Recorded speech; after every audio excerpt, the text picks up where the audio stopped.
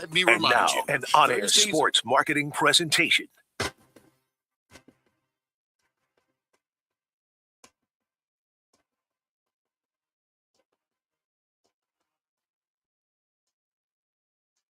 It's Roc and Manuch with Jimmy B. Now on ESPN 620, 98.7 FM HD-2, and streaming live at ArizonaSports.com.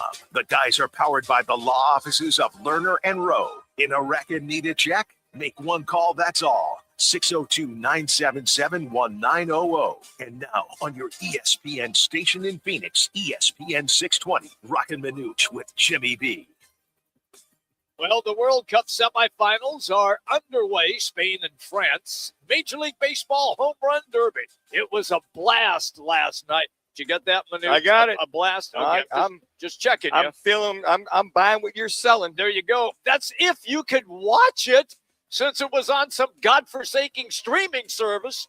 And the All-Star game is tonight. Guess what? It's on regular TV.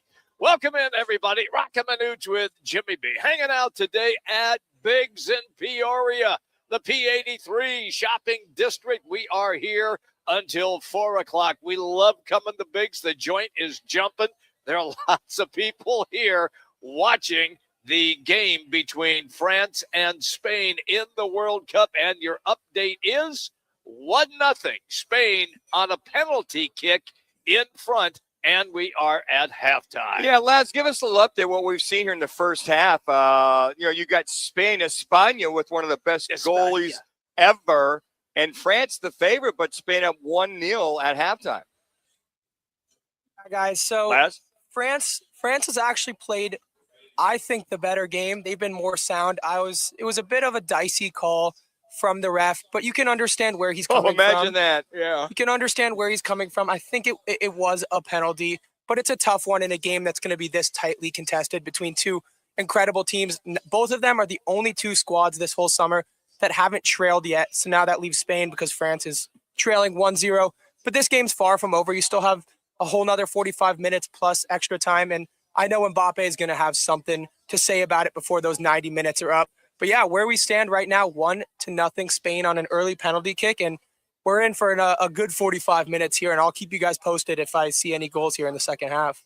All right, lads, thank you for that update. Look, Manuch, I love the World Cup. I know it takes place only every 4 years, but I am sick and tired of talking heads on TV telling me that soccer is here. It happens every 4 years. They try to convince you that soccer is here. It is not here. Once the World Cup is over, it'll be forgotten by the majority of sports fans in the United States. Why?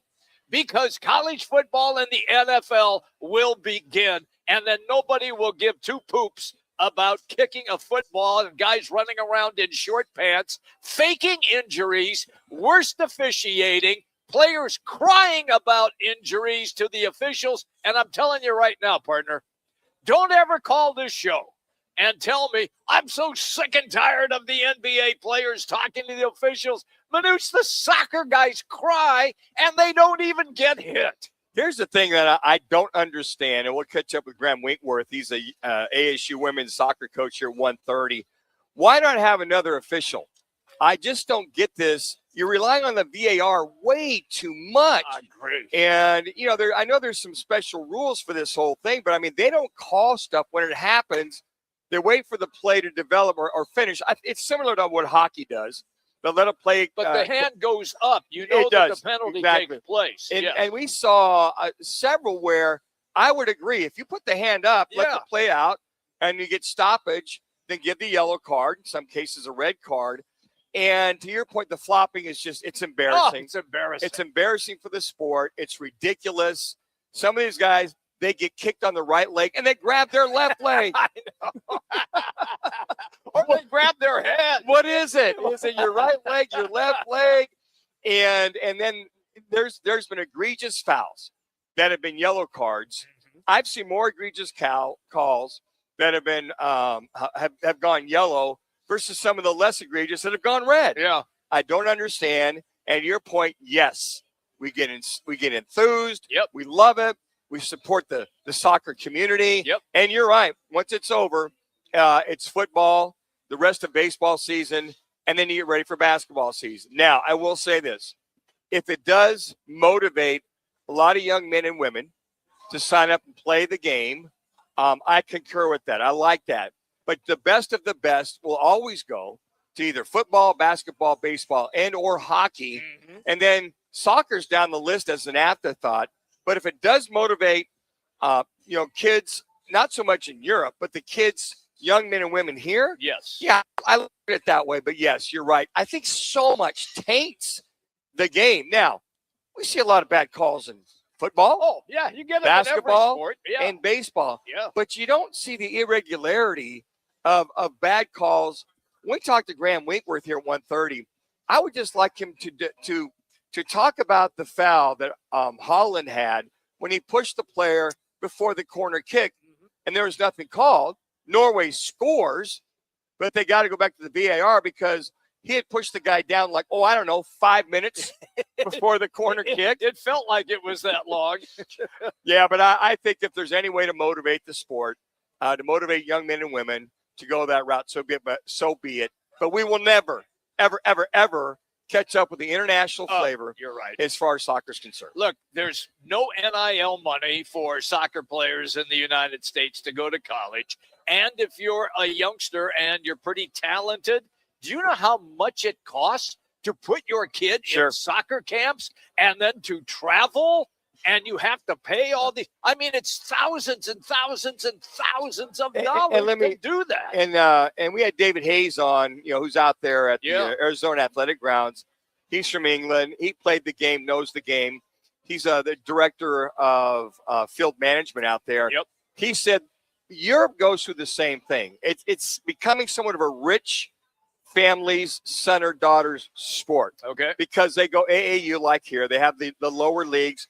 But as far as paying into them being able to participate, they're having to pay big numbers as well, too. So you're right, because a lot of colleges only have women's soccer, like ASU. That's it. You don't find a lot of men's soccer out there. Laz, I don't know, does U of A just have women? Do they have men's and women down at U of A as far as soccer is concerned? Yeah, they have both. Women's is a little bit more of a competitive sport than men's down at U of A, but men's is technically called a club sport. So it's not even – I don't really understand the difference of it, but technically men's soccer for U of A is club and women's is not. I can explain that difference for you. You either have a varsity team or you have a club team. The varsity team competes in the conference and would play then for an NCAA championship. Clubs do not do that. They just play against other club teams. And to that point, I remember ASU hockey started off as club. They did. Now they are part of the Big 12. Yep. So the growth for women, at least in college, is better than the men in college. Right. And I think that's why our women soccer play so much better or go so much further in their World Cups as well than the men do, because the men, if you don't have a solid bona fide college soccer program, you're in a conference and you get club, you just get an array of people that, to your point, aren't going to get a scholarship or NIL money. They just like to play, and they're good players. Sure, they are. But they're not world-class players. Because they're not playing world-class competition week in and week out. Exactly. All right, second half is underway. We will update you between Spain and France right now, as my esteemed colleague likes to say, España lead. God forbid you say 1-0. France and Spain. It's France and España, France. Jimmy B. It's France. Whatever. France and España. Yeah. There is Major League Baseball tonight, thank goodness. We will watch the All-Star game. Manuch, I always watch it, but for some reason, without Ohtani, without Judge, without some other players, I'm just Miller, one of the best pitchers. Yeah, I'm just kind of going through the motions on it. I'll watch it. Maybe it's the only thing on. You know what? I'll watch it because I enjoy watching good baseball. I think of all the All-Star games, the baseball All-Star game is my favorite. It is. Football's a non-factor. Yeah. I don't even know why they play it. Maybe just show up, have the guys go through skills challenge. That's it. And do those kind of things. The NBA All-Star game, in my mind, there's really no teeth to it. I occasionally like watching the slam dunk, but that's lost its to me, Luster, it's lost its luster. I do appreciate the 3-point shooting. Yes. And I do appreciate the skills challenge. Major League Baseball, last night in the All-Star Home Run Derby, to see Walker and Schwarber go down to the wire with 20 swings. And if you hit a home run on your last one, you continue on. Walker comes back. Poetic justice. The Cardinal fans, which I am, to put that in the face of those Philadelphia Philly fans who were booing him. every home run, which is fine. We get it. We get it. We get it. Yeah. But did I say poetic justice? Yes, Cardinal boy. Jordan Walker hit the game-winning shot to win the $1 million over Philadelphia's Schwarber. Yep. Yes, we sure did. But I liked it. All I did last night is I didn't get a chance to watch it live, so I went to YouTube. I watched it. It was on freaking Netflix. Well, we have Netflix. Just about everybody has Netflix. No, they Jimmy. don't. No, they don't. You'd be surprised. They don't. They got. You got to pay for like 19 different streaming services now. Well, we have. It's ridiculous. Well, I write them all off because I got to Well, use yeah, them to you get my do. stuff. I know. But even YouTube. So I went and watched the final round. I loved it. You know, Schwarber had his cuts. He got, I think it was 11, and then you had Jordan Walker come up, and he had to get to 8. And you go, all right, 11 to 8. Oh man. So he goes 1, 2, 3, 4, game, set, match. I really like that format. Now, MLB, stay with the format. Yeah. Stop tweaking it. Stop messing with it. And I appreciate that. But what I appreciate about the Major League Baseball All-Star Game is its consistency. You're seeing the best of the best, even though a few of them don't show up. Ohtani's got the bad knee. Yep. Going to go get it drained, taken care of. The Miller thing, I know he got snubbed, but look, you got elected. It's still an honor as far as I'm concerned. And I think we always want to see the best of the best. So at that point in time, I think so much of it is watered down with a lot of these players that are playing that you see them all the time. Yeah. Versus when we were growing up, you only saw maybe once a week. You had to read about them. So then when the All-Star Game came on TV on NBC, oh my gosh, that Reggie Jackson guy, I didn't realize he was that small. Or that Bob Gibson or whoever, Pete Rose. I mean, it was fun to see, but I enjoy just the competitive nature because I'm a senior circuit guy. I'm a National League guy, obviously, rooting for the Cardinals. So it's by far my most favorite. I wish they would, though, go ahead and do a skills challenge in Major League Baseball. It would be fun. That would be fun to see. It would be. By the way, that is on Fox tonight. Real TV tonight for the game. Hey, we're hanging out here at Biggs. We're going to be here until 4 o'clock. You can find us. We're set up nicely. Big crowd already on hand. As I referenced, second half of the semifinal between France and Spain is now in progress. And we will be here until 4 o'clock. Coming up, it's our replay rewind. Roc and Manuch with Jimmy B, ESPN 620. Let me remind you, Thursdays are where the weekend starts at Twin Peaks Restaurant. Grab an ice-cold Bud Light or a refreshing Michelob Ultra and catch wall-to-wall sports on massive TVs everywhere you look. Big games, cold beer, made from scratch food. Start your weekend early with Bud Light and Michelob Ultra. Thursdays at Twin Peaks. Eats, drinks, and scenic views. Phoenix, if you need a plumber, call the team that does it the right way. Victory Plumbing Arizona. It's particular plumbing for particular people with upfront pricing before the work starts. So there's no surprises when the job's done. And here's a deal just for listeners. Tell them you heard Victory Plumbing on Roc and Manuch with Jimmy B, and they'll waive the service charge. For leaks, clogs, water heaters, or anything plumbing, book today at victoryplumbingarizona.com. ROC number 268603. When hot is not an option, Stay Cool delivers. From patios to warehouses, shops to summer events, Stay Cool's Slim Cool Elite and Cool Cube mobile air coolers deliver more air for less money. They're rust-free and backed by more than 40 years of experience keeping you cool. Available now online at Home Depot, Lowe's, and Tractor Supply. Shipped to the store or right to your door. Visit staycool-products.com. Slim Cool Elite and Cool Cube. Get yours today with free shipping and beat the heat.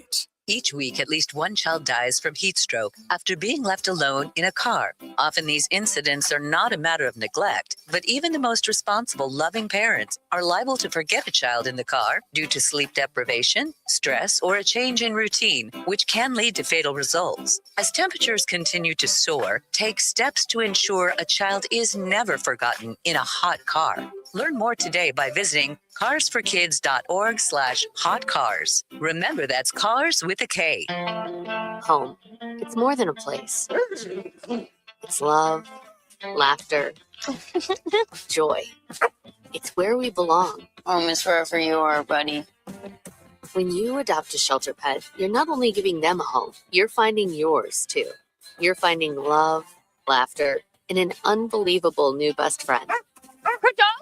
Adopt your very own crypto. Visit bestfriends.org/Supergirl. And together, we will save them all. Before you fly, take a trip to your local MVD office or authorized third-party provider with your required documents. And get the new AZ Travel ID with the Gold Star for your new driver's license or ID. Starting May 2025, this new AZ Travel ID gets you through TSA security checkpoints. It's quick and easy. Think of it as your license to fly. Learn how to get your new ID at aztravelid.com. It's sponsored by ADOT in partnership with the Arizona Broadcasters Association and this station.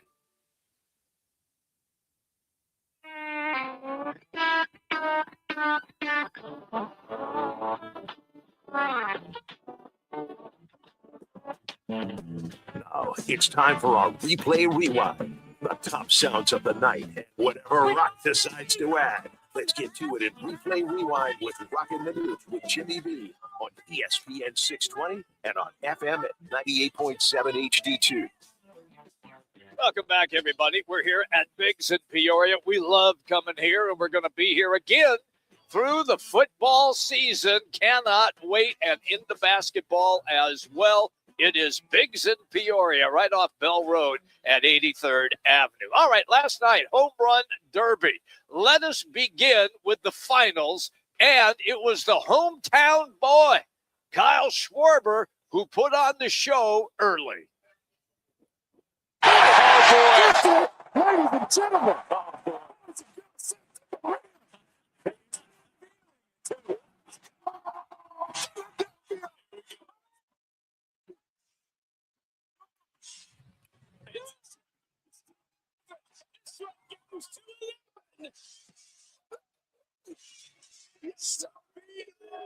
A strike in the final frame. Let's keep going.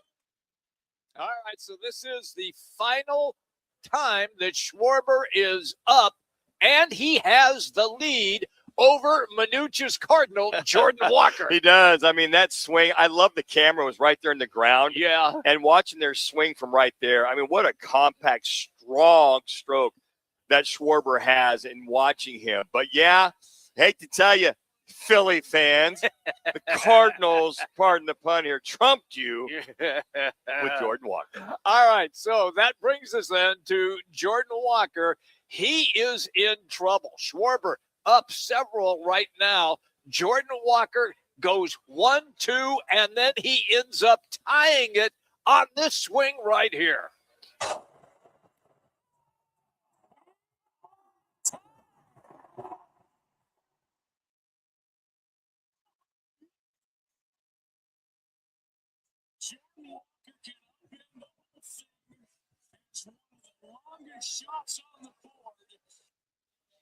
And here's the thing, because if you hit a home run in the very last one, you can continue to hit home. You continue to get a swing. That's correct. Every time you get a home run. I mean, he's down 11-8. I'm like, there's no way. I mean, this kid's he's got to hit 4 in a row to win this bad boy, 12-11. And this kid, I didn't realize, I knew Jordan Walker was a big kid.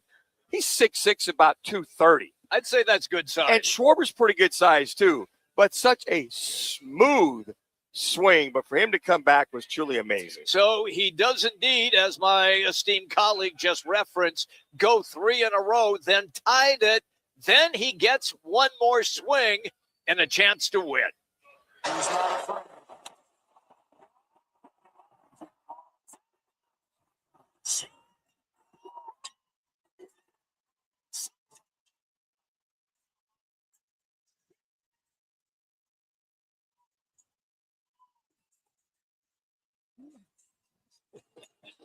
That was a lot of fun. Hey, Philly fans. Yeah. Who this?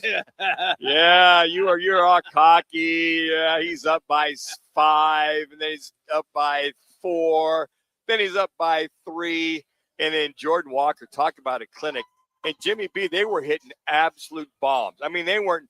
Now, Walker had a couple that just cleared. Matter of fact, one of them hit the very top and then bounced into the stands, which was, it's a gift from God to put the Philly fans in their place to say, hey, look, show a little sportsmanship. But no, so that came back to haunt him, and Jordan Walker just crushes 4 in a row to win 12-11 in the final round. Thank you to Netflix, by the way, for the highlights. Here is Walker on winning the Derby.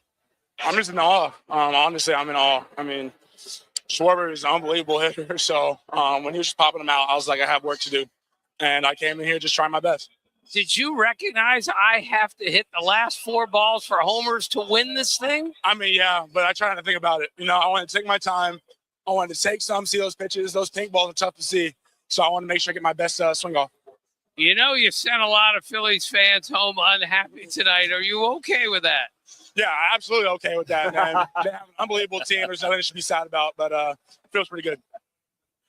Yeah, I'm sure you are happy about that. I was happy about it. I know you were. I mean, it was great to see, but it was good theater. Yeah, and it came right down to the wire. That for me was one of the better finishes I've seen in the home run derby, just because of the swings, the drama, and I love the way they did it. And you brought this up; it was quick too. Yeah, it was. It didn't linger. Yeah, for like 2.5 to 3 hours, and the guys on Netflix, I thought, all did a really good job. They must have had 5 or 6 color analysts. They were everywhere. Barry Bonds and A-Rod and Yeah. all the guys who were there. But it was a lot of fun to see Jordan Walker just basically say, hey, just put that in your pipe and smoke it, Philly fans, and move on from there. So we have the All-Star game tonight, and then the second half of the season begins. And so when it takes place, what is going to happen to the Arizona Diamondbacks? Well, just by chance, that happens to be our State 48 Roofing It's Your Call question of the day for a free roof inspection,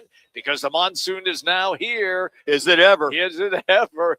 Just get in touch quickly with State 48 Roofing. All you have to do is just go online, state48roofing.com. Again, that's state48roofing.com, or go old school and call them.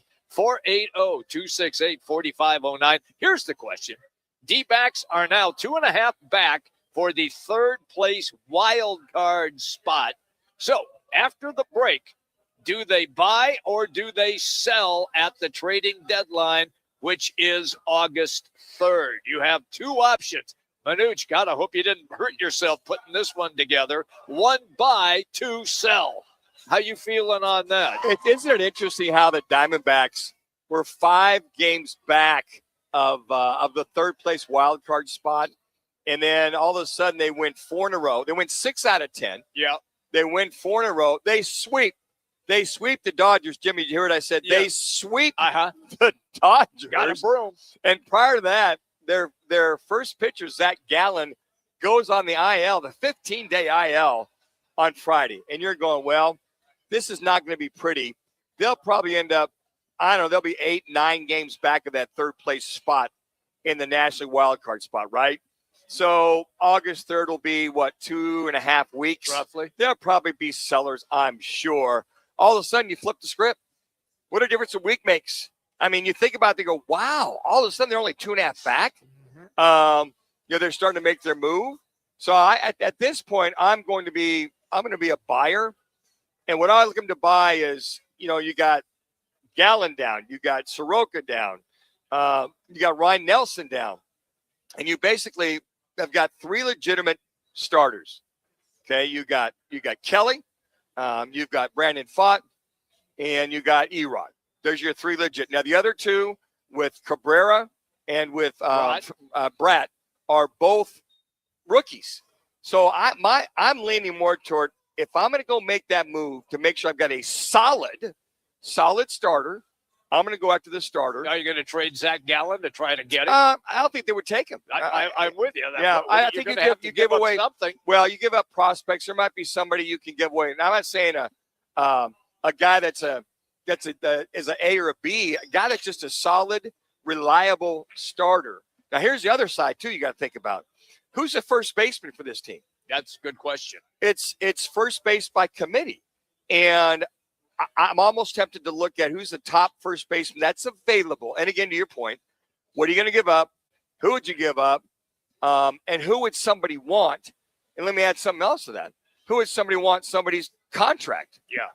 So you got Zach Gallen. He's making $22 million, just getting $8 million this year. The rest is deferred. I don't know if anybody wants damaged goods or somebody that's just really struggling the last 2 years. Otherwise, no, you're not going to get rid of Erod. Do you give away a Brandon Font? Here's a kid, pitched well 2 years ago or 3 years ago in the World Series. He's pretty solid. He's young. Do you go after another starter? Do you go after another first baseman? Is Brandon Font with maybe a couple prospects one of those pieces of bait you put out there? Because we're just, we're waiting for him to be consistent like he was last year. I mean, there's a lot of options. So I'm looking to sell. I'm either looking at a starter or legitimate first baseman. That qualifies us then for our replay rewind. It's all presented by Lerner and Rowe. Interact, need a check? Just make one call, 602-977-1900, always at lernerandrowe.com. Once again, Lerner and Rowe. One call, that's all, 602-977-1900. In the semifinal World Cup, España has scored again and now leads France 2-0. 2-0. Perfect time, because when we come back, well, ASU women's soccer coach Graham Winkworth is going to be our guest, and we're going to dive into this game and then tomorrow's semifinal as well. We are hanging out at Biggs, everybody. Roc and Manuch with Jimmy B, ESPN 620.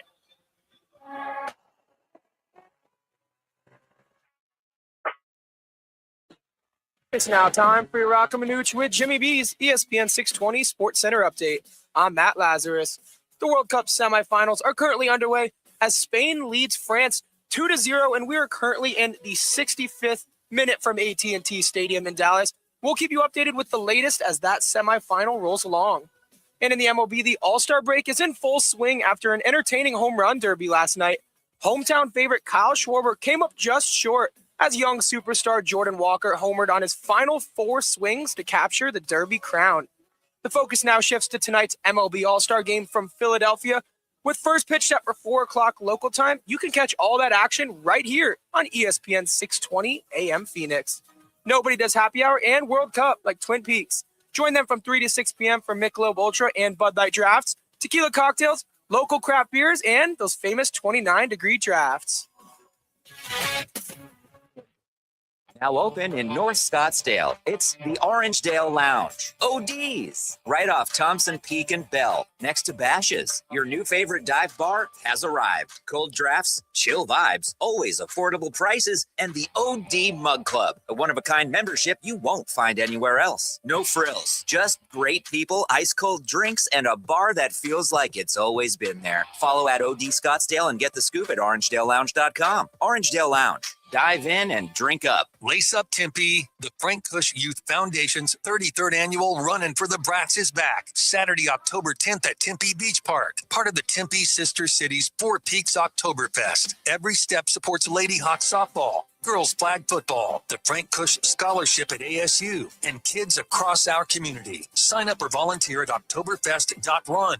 That's Oktoberfest.run. Give back, run, cheer. October 10th, Tempe Beach Park. When it comes to your roof, you don't want to mess around. And Arizona homeowners and business owners have known that for over a decade. State 48 Roofing is Arizona's #1 referred roofer. Residential, commercial, they do it all. And they've been doing it right here in the Valley for over 10 years. Protect your home, protect your business. And hey, keep your roof sexy with State 48 Roofing. Visit state48roofing.com. Or call 480-268-4509. State 48 Roofing, Arizona's most trusted roof. Game on Peoria. When it's time to eat big, drink cold, and watch every play, make it Big's American Bar and Grill in the P83 district. Big's is serving up huge portions of your favorites. Burgers, wings, nachos, plus a full bar and TVs everywhere you look. And don't miss happy hour Monday through Thursday, 3 to 6:30 p.m. with $2 off well drinks and $2 off domestic drafts, plus daily specials all week long. Bring your friends, grab a seat on the patio, and settle in for the game. Big's American Bar and Grill, where Peoria comes to play, eat, and watch. Living in the Valley of the Sun means we're always battling the heat on the golf course, at work, or just getting through the day. To stay sharp, you need more than energy. You need hydration. You need Phoenix Hydration Energy, spelled Phoenix, like the city we love. Phoenix gives you clean, natural energy from green tea, plus 3 times the electrolytes of leading sports drinks. No crash, no junk, just pure performance. Grab Phoenix Hydration Energy today at 7-Eleven, Quick Trip, or Circle K. Phoenix Hydration Energy. Rise up. What if 4 weeks from now, everything felt different? Your energy went up, your weight went down, and your clothes fit better. In just 4 weeks, I'm already down almost 21 pounds. I cannot believe the difference. That's what the Soda Dynamic Diet does. And right now, Soda Diet and Nutrition is giving you a free 4-week weight loss program. That's right, free. Call 866-800-SODA. That's 866-800-SOTA. Soda is, say it with me, state of the art.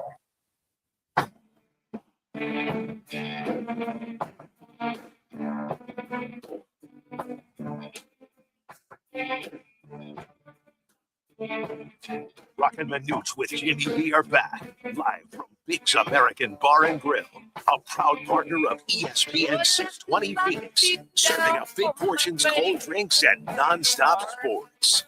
Rodgers instead. Rodgers lets it go.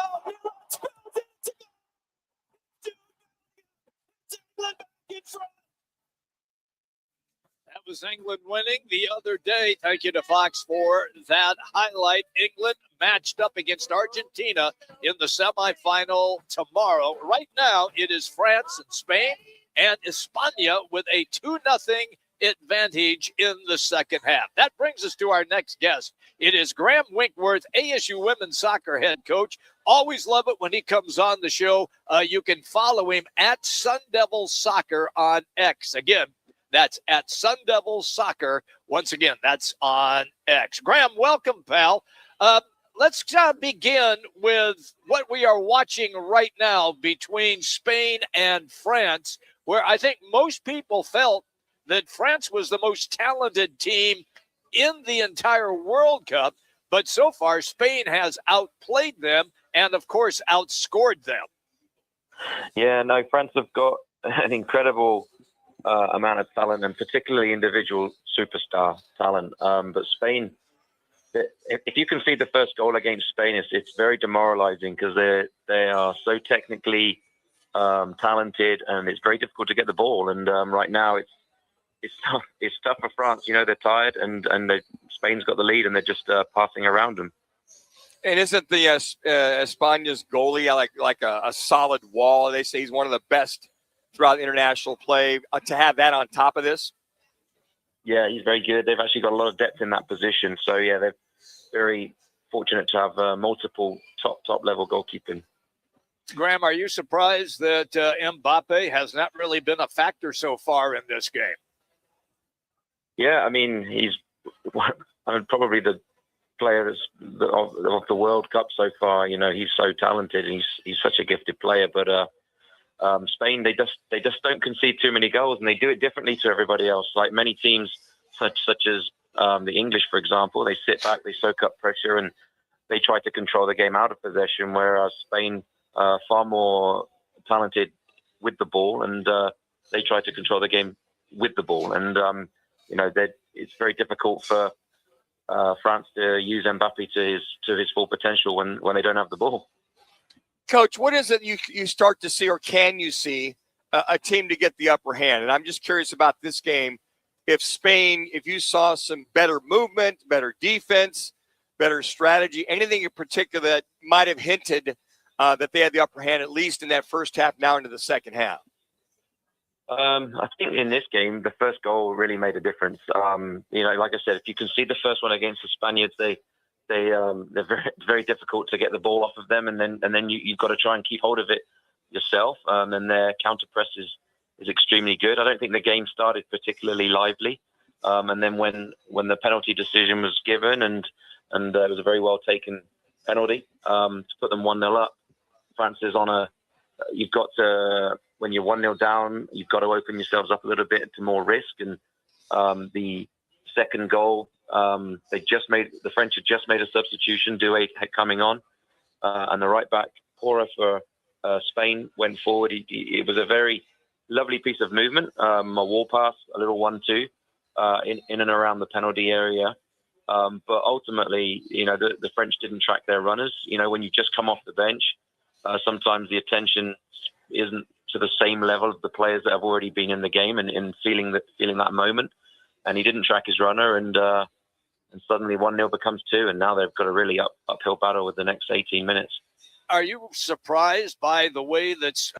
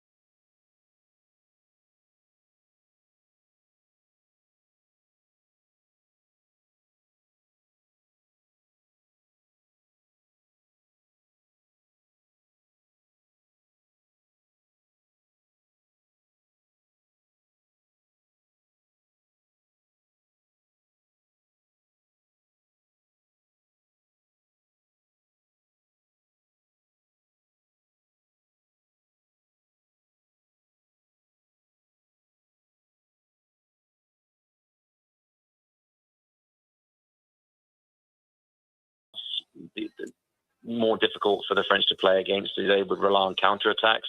But when you're losing the game, you can't rely on counterattacks. So, I would be very surprised if this doesn't finish up with a Spanish win now.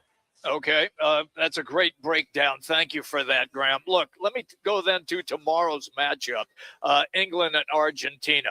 And I want to start first with Argentina, because with 10 minutes left in their game and trailing, they scored 3 goals in 10, 15 minutes. 13 minutes, exactly. 13, thank you. They went to another level, and the opposition could not match that level. And it goes to show you what being offensive-minded can do for you.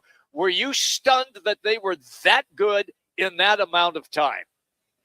Yeah, well, no, they started the World Cup on that sort of form. They looked unplayable. They were probably up with the French to start the tournament. Then it kind of slowed down a little bit. That last 13 minutes they were on fire. They got a moment, in my mind, a moment of fortune when the Egyptians had a goal disallowed, and that seemed to spur the Argentinian team on. And all credit to them, they responded extremely well and find themselves in the semis. Well, then they took on the Swiss. It seems like they built up on that. But after the initial goal, they really, Argentina didn't really get anything done until the overtime, so to speak. They kind of kicked in. Does that team, to you, Graham, as a head coach of the women's soccer nation, you seem to get stronger as the game goes on? Jimmy alluded to it in that Egypt game, the last 13 minutes, all of a sudden all hell broke loose. They just kind of broke free. Yeah, no, when the games are on the line and you're running out of time, the top players usually show up, and you've seen the likes of Messi show up in these magical moments. He's maybe the greatest ever, and they don't seem to. I'm looking at the faces when even Mbappe. I know they're losing right now, but when he was the one showing some calmness, when there's still time. We've just conceded a second goal. There's still time. Relax, we can do this. And I think that there's been a few moments like that for Argentina where they've been on the verge of going out, and then the likes of Messi and his team have shown up. And England had the same. When I was in Atlanta, I looked at my son with 20 minutes to go against Congo, and I'm like, I'm starting to get a little bit nervous. We're 1-0 down, and then Harry Kane shows up. So I think what's been one of the wonderful things about this World Cup is the superstars have really shone, and it's, there's still a few more games to see, and it's been fun to watch these stars. Coach, before we talk about tomorrow's game, I want you to talk about Saturday's game. I had a chance to watch the entire second half of that England-Norway game. What a great game that was. Talk about the second half for England, how they build on that, and how whatever they were doing will translate. And do you feel they played as well as they could against Mexico, or they played about the same way versus Norway? I actually think England haven't actually played all that well this World Cup. From a, we've been every seems to be every interview, and I feel the same way every interview after every game. Like, well, we didn't play that well. There's still more in the tank there. We didn't play that amazingly well, but ultimately we've won, and that seems to have been England in every game. I thought that the first 20 minutes of the second half in the opening match against Croatia, we were fantastic, and there's been glimpses of that throughout. But again, the stars have showed up when you've got players like Kane and Bellingham who've just shone in this World Cup. You only need a moment of magic, and I think that's been the difference between teams like Spain, like Argentina, France, England, and some of the smaller nations that have got talented players, but maybe not superstar level players, because England have played games where they've not necessarily been the better team, but ultimately they've not faced superstar power, and then and so it'll be interesting tomorrow because we will be facing that sort of. So we're going to have to definitely be at our very best, because if we're not, we'll get punished. Whereas maybe in some of the other games, these teams, as talented and as well organized as they've been, they've maybe lacked a Harry Kane or a Lionel Messi. Yeah. Coach, and then we'll move on. I just have one question for you. I didn't want to bother you during the game, but when you see a guy bother you now. So there's a corner kick, and Holland clearly pushes the guy back, 30 yards before the kick, and they kick it, and they score, and then they got to go back to VAR. Can't they? It was obvious he pushed the guy, 5 yards back before the kick. Maybe just raise your arm up if you're the official like they do in hockey to say, we got a foul coming, play it out, and then go. And then you give him a corner kick again? Coach, I'm confused about right now. Yeah, I'm not really the best one to always talk on referees, because I'm a little bit hey, Coach, go ahead. You can let it fly. Let it fly, Coach. Equally confused. They've introduced a coach's challenge in college soccer this fall, so I have no idea how that's going to go down. But no, there's been some interesting choices of some decisions throughout the World Cup, and there's been some interesting ways that the video assistant review has been used, and to a point where I think it's not always serving the purpose that it was brought in for, and it slows the game down too much. And if something's that obvious, then just call it and move on, rather than wait to see the play. Because ultimately, if Norway hadn't scored, the game would have just carried on going, and they would never have been called. Whereas, 2 years ago, before the VAR was introduced, it would have just been a clear foul. And so sometimes I think that the referees are, and they've probably been instructed to, but the referees are relying on VAR rather than common sense at times. And I think that if we don't allow the referees to referee some, eventually there's going to be no use for them, because they're just going to be refereed from the videos. All right, Coach. I know where your heart is, but you have to break down tomorrow England and Argentina before we let you off the hook here. Do you, believe the stars, Messi and Harry Kane, will show up, and B, will it be a low-scoring game in your estimation, or could we see several goals? And Coach, before you answer, do you have a legitimate ticket this time before you go to Atlanta? No, unfortunately not.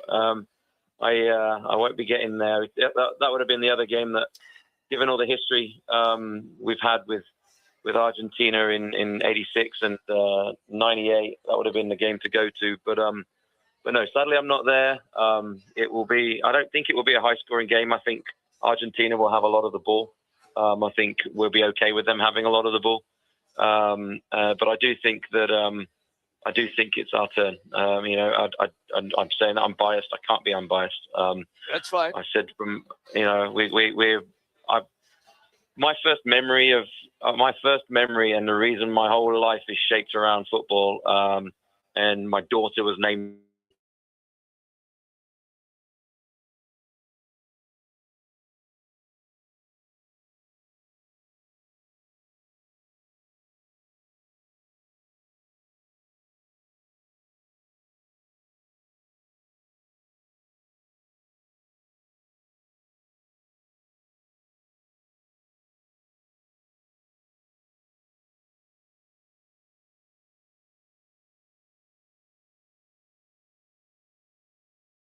field as well. But I hope that's not really focused on tomorrow. I hope that there's a lot of animosity, and I hope that it's all on the soccer field, because I think those types of games, as even though there might be a few cards flying around, that's entertainment, and I think that we might not be in for a high-scoring game, but I will be shocked if there's not a lot of entertainment, particularly if it's a close game and we're coming down to the wire.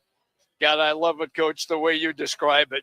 There's going to be a lot of entertainment. This is going to be a lot of fun. Thank you, Graham. Yeah, it's wonderful. I'll be surprised if it finishes 11-11.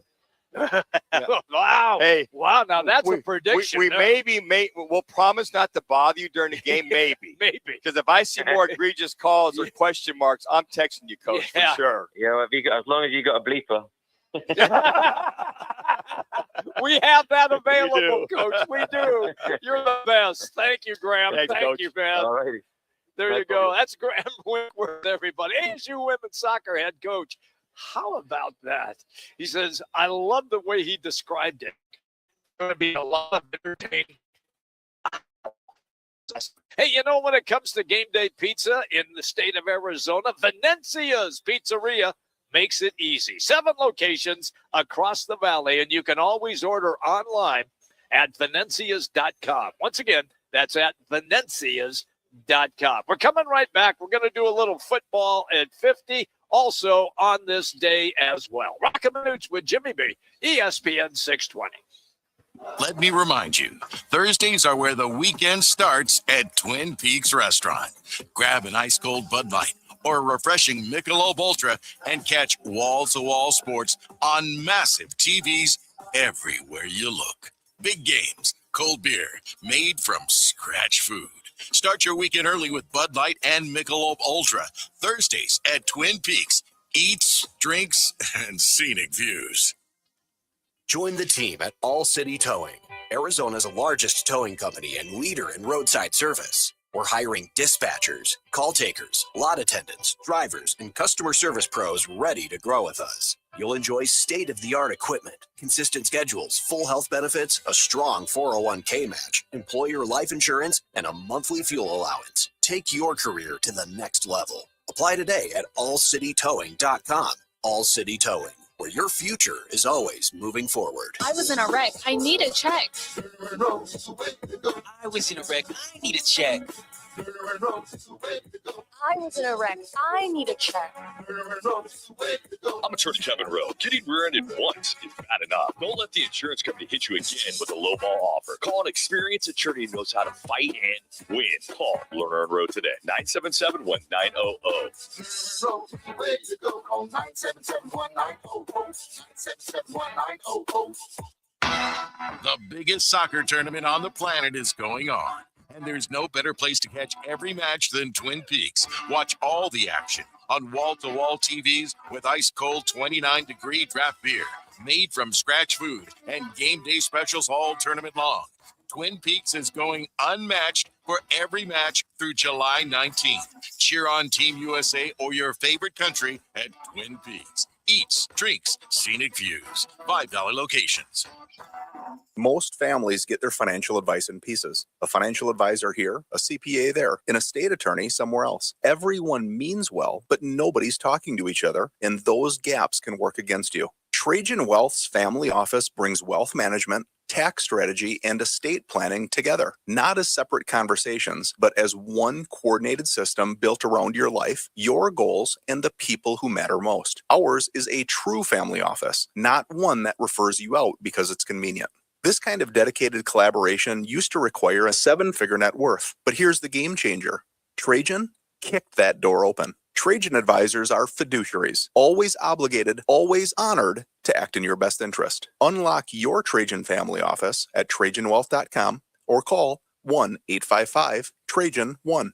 That's 1-855-TRAJAN-1. Advisory services through Trajan Wealth, LLC, an SEC registered investment advisor. Other services through Trajan Estate and Trajan Tax. Roc and Manuch with Jimmy B want to take you back. A quick reflection on some of the more memorable moments in sports and pop culture. Now, time for your Right Toyota on this day report. Right Toyota, right on the corner, right on the price. Right Toyota in Scottsdale. Welcome back, everybody. We are at Biggs today in Peoria, the P83 district. Great crowd on hand right now. 2-0. España leads France. And they're trying to wrap this game up. So they've got about 3 more minutes and then some stoppage time. And it looks like Spain is going to advance. All right, Manuch, let's do a little on this day. All right, a little flavor. 1985, the Baltimore Stars defeat the Oakland Invaders 28-24 to win the United States Football League Championship. It'd be the final one since we folded the final year. So that was the last one. A little trivia there. Who won the last USFL championship game back in the day in 1985? 1992, this is a rarity. Seattle Mariners outfielder Ken Griffey Jr. homers off Chicago Cubs hitter Greg Maddux, making the first time in history a father and son have hit all-star home runs. Now, his dad hit one off New York Yankees Tommy John in the 1980 All-Star game as the American League pounds out a record 19 hits in defeating the National League by a score of 13-6 in the 1992 All-Star game.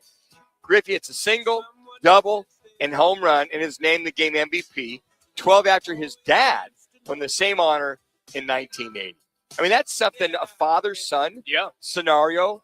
I can think of the Boone family, where some of those, I think of the Griffey family, junior and senior. But it's hard for me to think of anybody else. George Brett, his brother was a pitcher. So he had his brother in the league at the same time. The Negroes were both pitchers, but never a father-son. Yeah, Dizzy Dean and his brother were both pitchers. Yes. But I mean, that's a rarity. Yeah. Probably never ever see that unless one of the guys now, Otani's son, grows up to be another outstanding baseball player. He could be. There you go. Little on stage. I like it.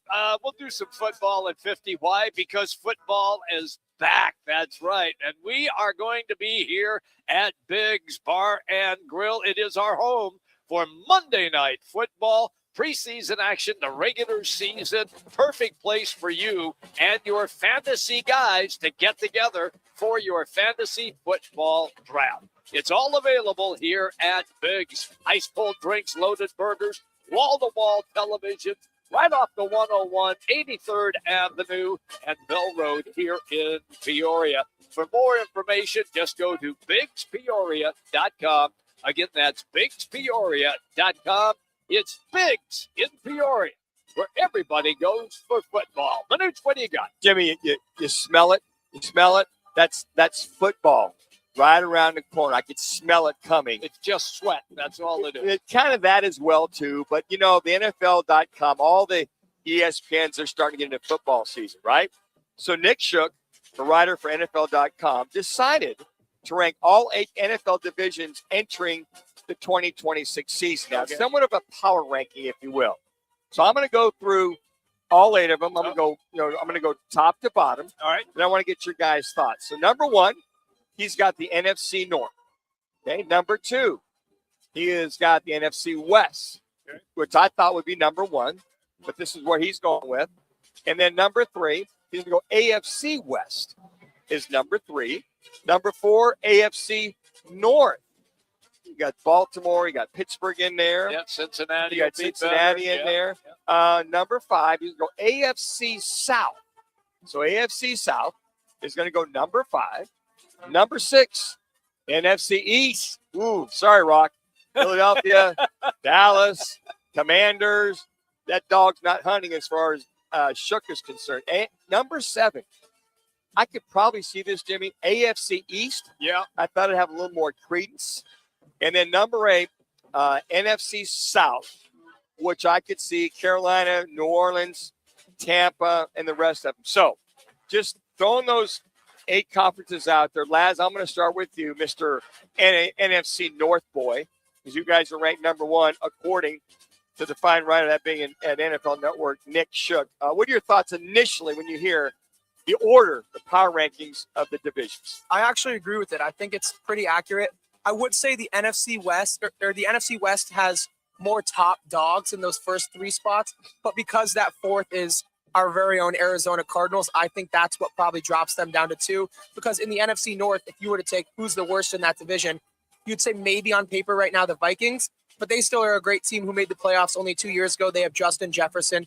So I think there's 4 heavyweight teams in that division. You can't go wrong with the NFC West as well. The AFC West, you have Mahomes, you have the Broncos. We know what they did last year. The Chargers are always competitive, so I agree with that. But yeah, I think, the bottom, it makes sense why you would see maybe the AFC East kind of ranked towards the bottom because you have the Dolphins and the Jets in that division. And then I personally think the AFC South is the worst division in football. The Titans haven't proved anything in a while. We don't know how consistent the Colts are going to be. The Jaguars are coming off of a great season, but they've been bottom of the barrel the last 5 or so years. And the Texans and CJ Stroud have struggled. So I'd say that's my worst division, but I can understand why they would think it'd be maybe the NFC South as well.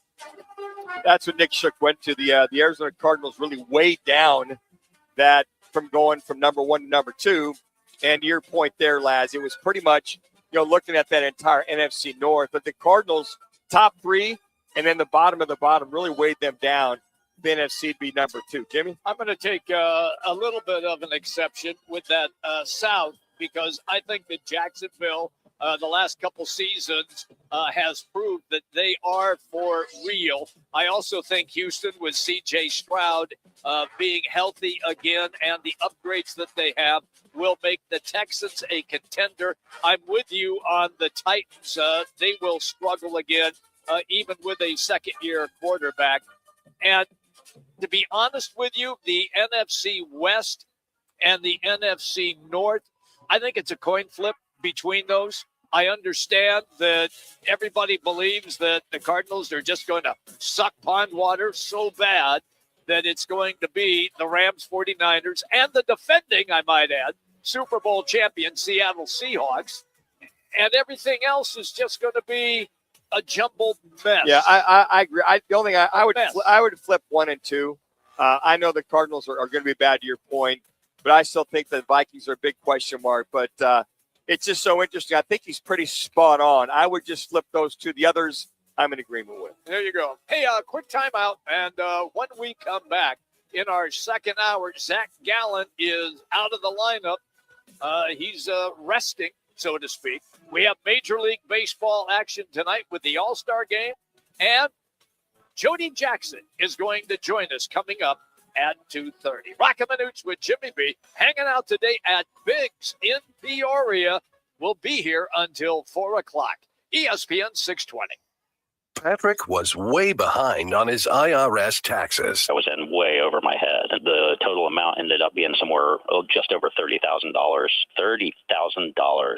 Then the IRS came to collect. Started getting letter after letter. A lien had been filed against me. They were going to basically hang me completely out to dry. He had to do something. That's when I reached out to Optima Tax Relief. Patrick's life quickly got a lot easier. It was very easy, pretty much hands off. They picked up the ball and ran with it. And how'd it go? I couldn't believe it. I had to ask 2 or 3 times. I saved an incredible amount of money. How does Patrick feel about Optima? Couldn't be happier. They definitely helped me. Optima Tax Relief, the best place to call. They're the best in the business. Do what Patrick did and call Optima Tax Relief for a free consultation. Call 800-343-6460. 800-343-6460. 800-343-6460. Optima Tax Relief.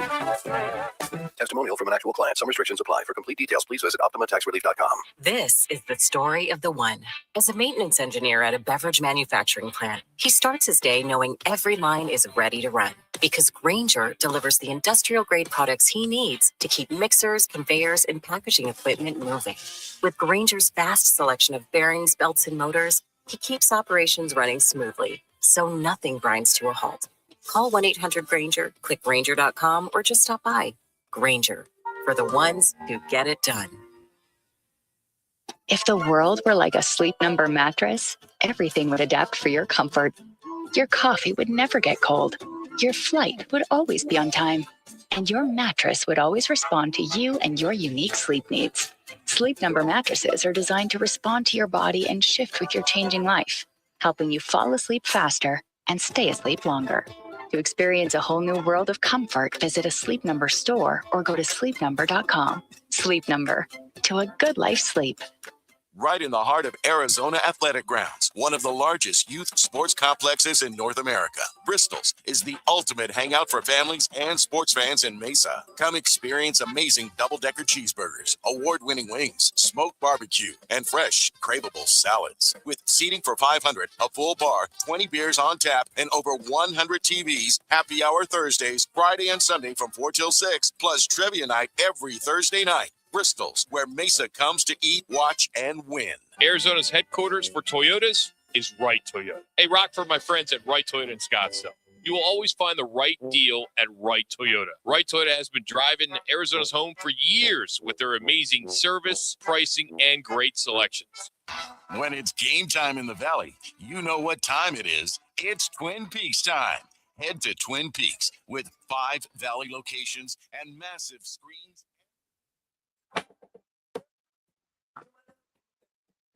Give up what you do, say, girl, I know you a little too tame. I'll be shooting that shot like 2K, girl, I know. Tell 'em I'm next. Tell 'em you find a little something fresh, I know. Tell 'em I'm next. Tell 'em you find a little something fresh, I know. Roc and Manuch with Jimmy B are back, live from Big's American Bar and Grill, a proud partner of ESPN 620 Phoenix, serving up big portions, cold drinks, and nonstop sports. No, I haven't got any updates since yesterday. I think we're going to let things calm down and rest. But he was put on the IL today, I think, right? Did you guys see that move? So it's going to at least be 15 days. But I know Zach is scratching to get back. He wants to come back here and help us win games. Timeline, I don't know. But I'll get a chance to talk to him once we get back to Phoenix. That's the skipper, Torey Lavallo. The injury to Zach Gallen, and he is resting through the All-Star break. And Manucci's even going to get a few more days to rest as well because they won't play for another couple days. The hanging out today here at Biggs in Peoria, and we will be here until 4 o'clock. So let me follow up with this. Every time in the last month and a half that Gallen has gone to the mound, and I don't know, you probably don't have that stat available anymore, and I understand that. But his last 4 or 5 outings, he was awful. Got lit up. Then he would pitch a couple of good innings and then finally take him out. But as you like to say, the damage was already done. Yeah, we did a stat. I think it was last week. I remember his it. 5 out of 10 games, his last 5 games, how many runs had he given up in the first inning? And over a 5-game period, he'd given over 5 starts. He'd given up 10 runs in the first inning. And then he shakes it off and he throws fairly well. Now, his last outing, he lost a lot of velocity on his fastball, slider, everything just, it didn't look right. And he'd also thrown 96 pitches in that last outing. Mm-hmm. I think the one thing, he throws a lot of pitches. And Torey Lavallo has addressed that even a lot of his starters throw a lot of pitches through 5 or 6 innings. An inordinate amount of pitching, of pitches with all of his starters. But I think, what was it, that morning, or last came to right before the game, said, hey, look, no, we had Jerry Harrison Jr. on last Friday at 1:30, and Jerry said, number one, Ohtani wasn't going to start. And then we also saw that Zach Gallen was going to be pulled because of inflammation in his elbow. Right. So we were looking forward to two guys, going at it. I'm sorry, the day before, because it was Erod and then Ohtani. So they pulled Ohtani. Erod goes in, they win that game. But the day of, they made the announcement that Zach Gallen would not be pitching 15-day IL. So he's basically off the shelf for 2 weeks to go calm down the inflammation, to maybe get some work in, to try to correct a lot of wrongs and make them rights with his mechanics. But if they're going to make this wild card run, which, by the way, folks, if you haven't looked, they're only 2.5 games back of that third place wild card spot. So they're going to need him healthy because, Jimmy, when you look at this, you got Soroka, you got Ryan Nelson, now you have Zach Gallen. Mm-hmm. So you've got Erod, you got Brandon Pfaadt, you got Merrill Kelly, who's pitching very well. His last outing was very well. I'm going to say he's better. He's a lot better. I'm not going very well. I'm saying better. Much better than what we've seen. And then you got Cabrera. And then on top of that, you have Bratt. So Cabrera and Bratt are your back end guys. So you really have only three legitimate starters. I call them major league pitching starters. Cabrera, Bratt, they are projects in the process, right? That's fair. Project in the process. So that's where I really feel that, at this trade deadline on August 3rd, you're basically, 2.5 weeks out. They're going to have some decisions to make, because when we talk about, the wild card, and we talk about, the standings of this team, you're looking at, your schedule right now, that you talk about the heads to head.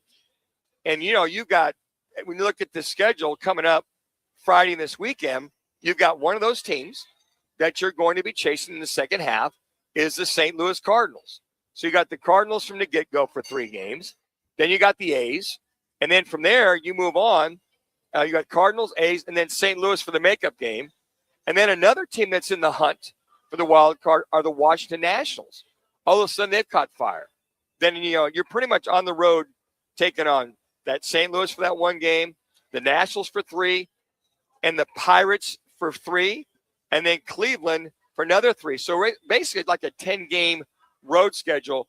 But what matters is your head-to-head competition with the National, St. Louis, the Nationals, and Pittsburgh. Everybody is in a fight for that wild card spot. Everybody is in a fight for that wild card spot. So I feel, in reference to where this team needs to go, that they literally need to pick up, I feel, either a starter, another starter at the trade deadline, or a legitimate first baseman, because they're really not getting much out of that first base situation from where they had. Now, Tawa, if he goes to first base, or Vargas goes to first base, or first base by committee, right, Jimmy? That's it right now. That's where this team has been in reference to where they've had, and some of the things that they've been very fond to win these games without, I feel, one of those bona fide home run hitting, power hitting first baseman that's also a good fielder. That brings us to our State 48 Roofing It's Your Call question of the day. With the trading deadline coming up August 3rd, will the D-backs be buyers or sellers? That's it. Buyers or sellers? Just go to X, cast your vote. Also Instagram as well. We will continue to update. As you can hear in Manuch's tone, he believes that they will be buyers at that time. They have to be. If you're with this weekend series coming up, and I know you still got 2 weeks left. You do. Hell, when you got after the St. Louis and A's coming into town, you may be going on the road. You might be 5 back. Who knows? 5 or 6 back. Yeah. But the thing that makes me think of them as a buyer, look how quickly things turned around. And this Diamondback team was 5.5 back before they go on the road, and they win 4 in a row, 6 out of 10. Next thing you know, they're only 2.5 games back. And that can happen so quickly. I remember, was it 2 years ago in the Mets? They were like 8 back. They were. I do remember they that. Made a run the last, 3 weeks of the season. The Diamondbacks faded like tissue paper in a rainstorm. The Diamondbacks needed the Mets to get swept. Well, they split the doubleheader on the last day, and so the Diamondbacks were out just 1 game. That's how close that these wild card spots can be when you look at whether the National League or American League, and that's what I like about the parity. Now, a lot of people say, what the hell happened this last weekend? They win 6 out of 10, 4 in a row, and you sweep the Dodgers. Yeah. And one of the guys that just flourished big time was Tim Tawa. He had a breakout series against the Dodgers. He batted .538, 7 for 13. He had 2 home runs, 7 RBI, 3 runs scored, and 1 stolen base. Now, his weekend helped secure a 3-game sweep, right? Yes. So you got that. So I kind of broke it down Friday, Saturday, Sunday. Here was Tawa's numbers. Friday, 3 for 4, 4 RBIs, 1 dinger, 1 stolen base. Saturday, 3 for 5, 2 RBI, 2 doubles. And then Sunday, 1 for 4, a mere 1 for 4. Okay. 1 RBI, 1 home run. That's it. Now, the other thing that he helped. So what are you trying to tell me here? That Tim Tawa has helped immensely. But here's the moral of the story. The bottom half of the order actually helped out, while the top half was, I'll say it, as Jimmy says. We're sucking pond water. They were. Corbin Carroll's like 4 for 51. Oh, my gosh. Cattell Marte struggling. Perdomo struggling. The only guy in the top 4 or 5 that's hitting is Gabby Moreno, who's in the 4 hole. Lourdes Gurriel has been in the 5 hole, has been doing a whole lot of nothing. So you look at your top 5, they really struggled. It was really the bottom half of the order in this series that really helped this team. So you looked at this, the bottom half of this, they were 6 for 9, basically. Yeah. And then over this 4-game series, they were 15 for 40. Let's say the last 4 in a row, 15 for 44, 15 RBIs, and 5 home runs from the bottom half of the order. So McManaman, like Saturday, McManaman Tawa. McManaman was in the 7 hole, and they moved Tawa up to the 5 hole. Uh-huh. Those 2 guys accounted for 6 of the 9 RBIs on Saturday. Now, the other move that I had mentioned, I don't know how many times the last month, Jimmy B? 622. Give or take. Another move that is really paying off is moving Nolan Arenado down. He struggled mightily, whether it's in the 4 hole or 5 hole. They move him down to the 7 hole. So if you look at his numbers, pay attention here, Jimmy, because you might have a quiz here at the end. In the 7 hole, the last 2 series, the Padres and Dodgers, those 7 games, he's hitting 286, 6 for 21, 3 dingers, 1 double, 4 RBIs, 7 walks, 6 runs scored, a 483 on-base percentage, and, are you ready for this? Same Nolan Arenado I've been talking about. Yes. An 857 slugging percentage. Shut your mouth. So we have Schaff. You talking about John Schaff? We go way back with that one, folks. Yes, we do. But I think Torrey has been bemoaning the fact that getting production out of the bottom half. So I really appreciate the moving Arenado down, keeping Gabby in the 4 hole. They DFA'd Pavin Smith finally. Lourdes Gurriel, they're not getting any production out of that 5 hole. So moving him down, Tawa being productive, McGann catching. So you saw that for the first time the last 2 weeks, production from the bottom half when your top half is doing a whole lot of nothing. That was the difference in winning 6 out of 10, last 4 in a row, and then sweeping the Dodgers with the bottom half of your order. And Zach Gallen on the shelf. And then what do we call pitching by committee? What do you have? The opener? What's the new term, Laz? Opener, and then the rest of them when Thomas got the win. Was that Sunday's game they got that happen, make that happen? Yeah, a lot of teams do that. It started a couple years ago. Now you just throw out an opener. He goes 1 inning, and then the starter settles in nicer in the 2nd inning. I don't know why, but it's a new thing. So take some time off. Hopefully Zach Gallen gets it together, and then hopefully the bottom half of the order can carry the top half when you're taking on the St. Louis Cardinals of the world, the Washington Nationals, the Pirates, those teams that are going to be chasing each other as we move through the second half. So it's going to be interesting. Don't forget, Major League All-Star Game is tonight.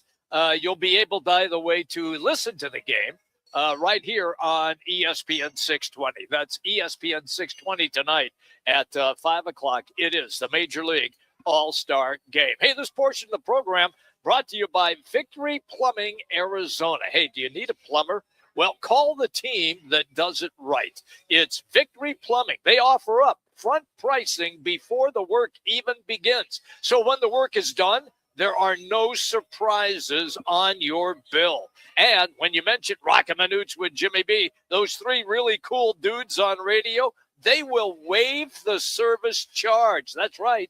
No service charge. Just mention our name. Here's all you need to do. Go online, victoryplumbingarizona.com. That's victoryplumbingarizona.com. Summer League is in full swing right now in Lost Wages, Nevada. When we come back, we're going to dive into how some of the young but talented Phoenix Suns players are doing. Roc and Manuch with Jimmy B, ESPN 620. When it's game time in the Valley, you know what time it is. It's Twin Peaks time. Head to Twin Peaks with 5 Valley locations and massive screens everywhere you look. From basketball, baseball, to hockey, fights, and more, there's no better place to catch every play and all the action. Bud Light is a proud partner of sports fans everywhere. Twin Peaks, eats, drinks, scenic views. When tragedy strikes, the impact is immediate and devastating. That's when the 100 Club of Arizona steps in, providing financial assistance, guidance, and emotional support to the families of public safety officers injured or killed in the line of duty. They also invest in mental health resources, injury prevention, and scholarships for the children of first responders. Every day, Arizona's public safety professionals put their lives on the line. The 100 Club of Arizona has their back. Learn more at 100club.org.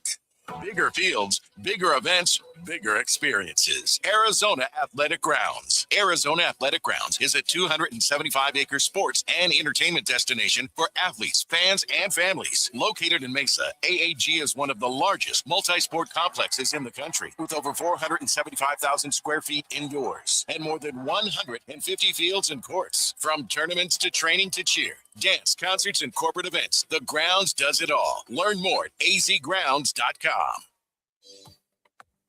Hey, it's Gambo, and I'm with the president of Asset Preservation, Wealth and Tax, Stuart Willis. Stuart, I've got a friend going through a divorce. He's worried about what it could do to his retirement. What should someone in that situation be thinking about? Well, Gambo, the biggest thing is this. Divorce doesn't just divide assets. It can completely rewrite your retirement plan.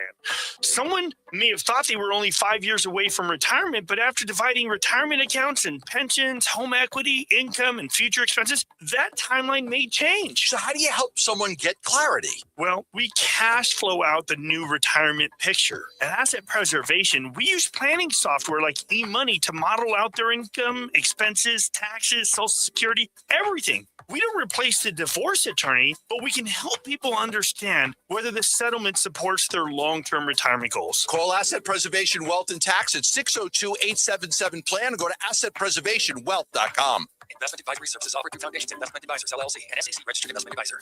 Sports fans, if sciatica is sidelining you, it's time to call DISC. Their world-class spine surgeons diagnose the real source of your pain and treat it with the most advanced, minimally invasive techniques available. Don't let pain keep you out of the game. You got to go to sciatica.com and schedule with Desert Institute for Spine Care, and you can do that today. Go to sciatica.com or text SPINE to 620-620. DISC, helping Arizona enjoy life again. Message and data rates may apply.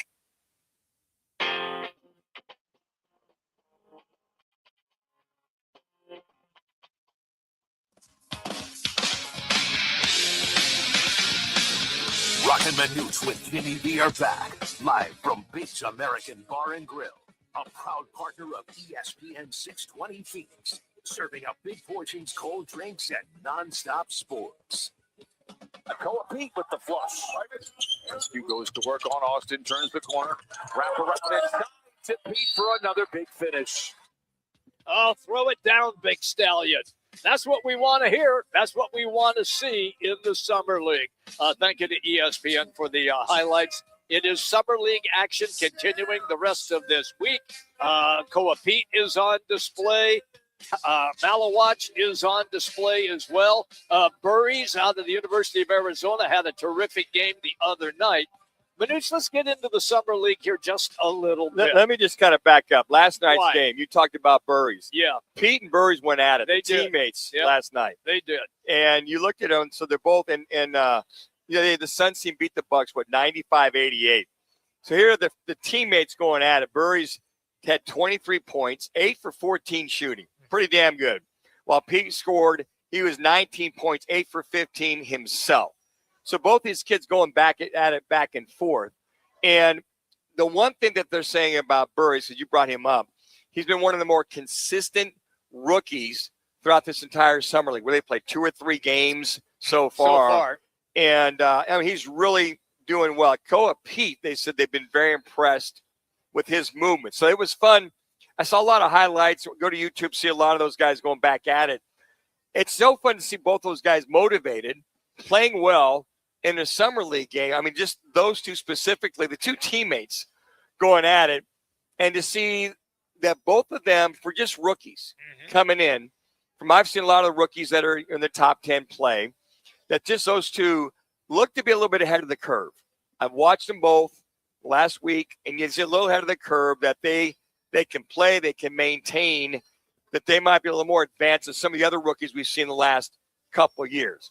Now, the other guy that's really improved a lot, which he should, is Maluch. Yes. Maluch has looked determined, his shot, going to the rack, I would say more aggressive. But watching the two teammates, Pete and Burries, go at it was fun to watch these two and then have the kind of success that they're had. I will just caution by telling everybody it is the summer Well, league. yeah, Jimmy, we know that. No, Mr. Captain Obvious because here. you're trying to make it sound like these guys are going to be stars. No, I did not say. Whoa, time out. Don't put words in my mouth. I'm All I just said saying. was they look. I just said, if you listen, I did listen. No, listen. listen. Just listen. I did No, listen. let me turn you down. Let me listen. No. That they for rookies coming in, Yeah. they look ahead of the curve, is what I said, than a lot of rookies that have come in before. Okay, now clean the wax out of your ears. Which rookies are you referring to? Well, I mean, look, Darren Peterson has looked He great. looked good. Yes, he All has. So has Abanza. He's looked tremendous as well. Yes. So has several other players. So there are guys who were drafted high in this draft who have really looked the part. That's what I'm saying. And that's what I said. The top 10 guys have looked good, but these two individuals, I think from the physicality standpoint, the movement standpoint, Koa Pete to me has been the most impressive. He's not worrying about that 3-point shooting. He's getting his mid-range shots, going to the rack, playing defense. And yeah, Bonsa and Peterson, I've watched them a little bit too. So I think the top 10 is you're seeing, but I think those two with Burries and in the 3 games I've seen, watching those two for other rookies that have come in over the years have been the most impressive to me. Not having success at moving forward, but I think what this does is this helps them, gives them some confidence when they get to training camp to be able to say, hey, look, I've got that move. I've got that shot. I'll start to play the big boys, but it gives them that kind of confidence I think you need to develop or have some kind of confidence going into the season. Here's what I will say about Maluch. This coming season is extremely important for him.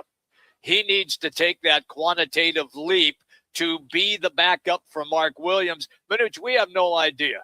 We might have a season where Mark Williams is healthy again for 50-plus games like he was, and then he crapped the bed when we got to the playoffs.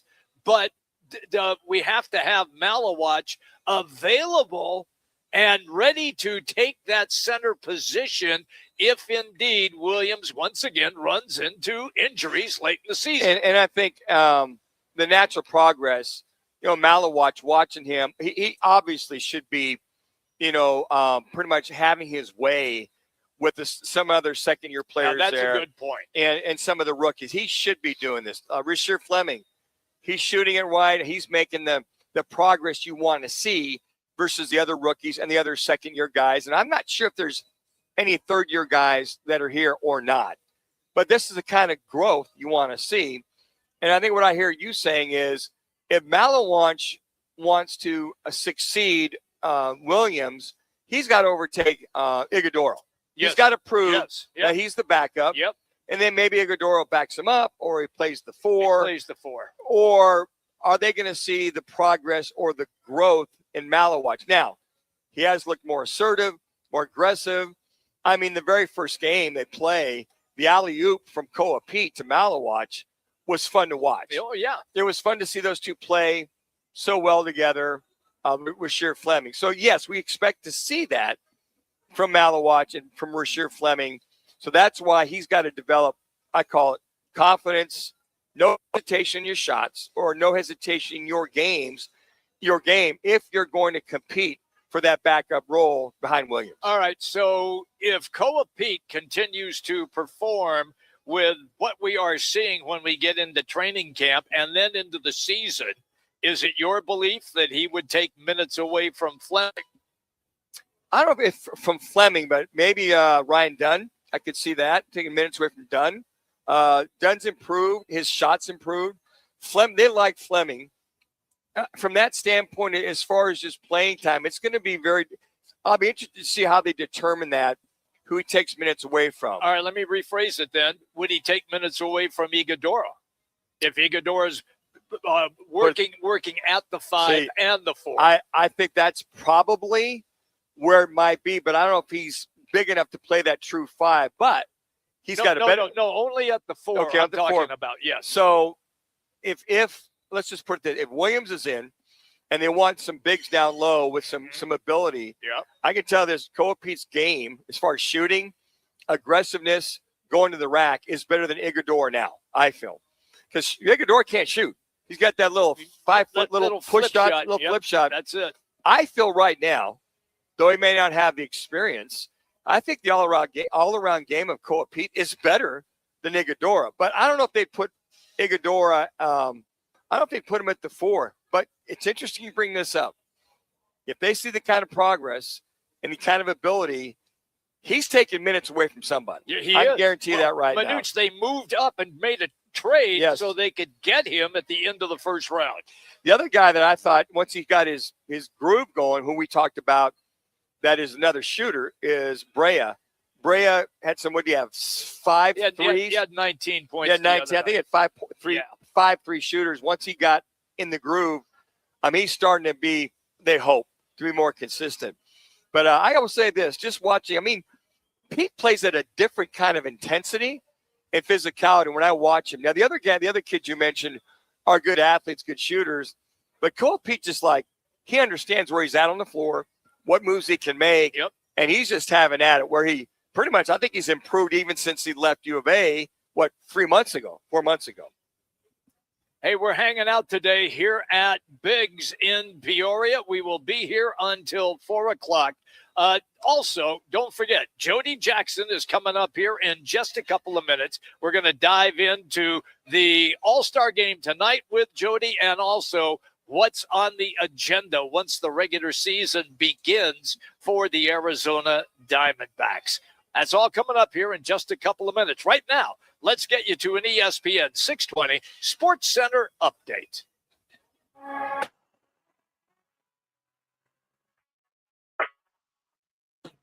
It's now time for your Roc and Manuch with Jimmy B's ESPN 620 Sports Center update. I'm Matt Lazarus. The World Cup semifinals are currently underway as Spain has beaten France 2-0 on an early penalty kick and a late goal to add some insurance. So they will now play the winner of tomorrow's Argentina versus England semifinal to see who they face off with on Sunday afternoon. And in the MLB, the All-Star break is in full swing after an entertaining home run derby last night. Hometown favorite Kyle Schwarber came up just short as the young superstar Jordan Walker homered on his final 4 swings to capture the Derby crown. The focus now shifts to tonight's MLB All-Star game from Philadelphia with first pitch set for 4 o'clock local time, and you can catch all the action right here on ESPN 620 Phoenix. Nobody does happy hour and World Cup like Twin Peaks. Join them from 3 to 6 for Michelob Ultra and Bud Light drafts. Twin Peaks, each drinks, scenic views. Let me remind you, Thursdays are where the weekend starts at Twin Peaks Restaurant. Grab an ice-cold Bud Light or a refreshing Michelob Ultra and catch wall-to-wall sports on massive TVs everywhere you look. Big games, cold beer, made from scratch food. Start your weekend early with Bud Light and Michelob Ultra. Thursdays at Twin Peaks. Eats, drinks, and scenic views. I was in a wreck. I need a check. I was in a wreck. I need a check. I was in a wreck. I need a check. I'm attorney Kevin Rowe. The insurance company's job is to pay you as little as possible. Our job is to get you every dollar you deserve. Call Lerner and Rowe today and let's make them pay. Call 977-1900.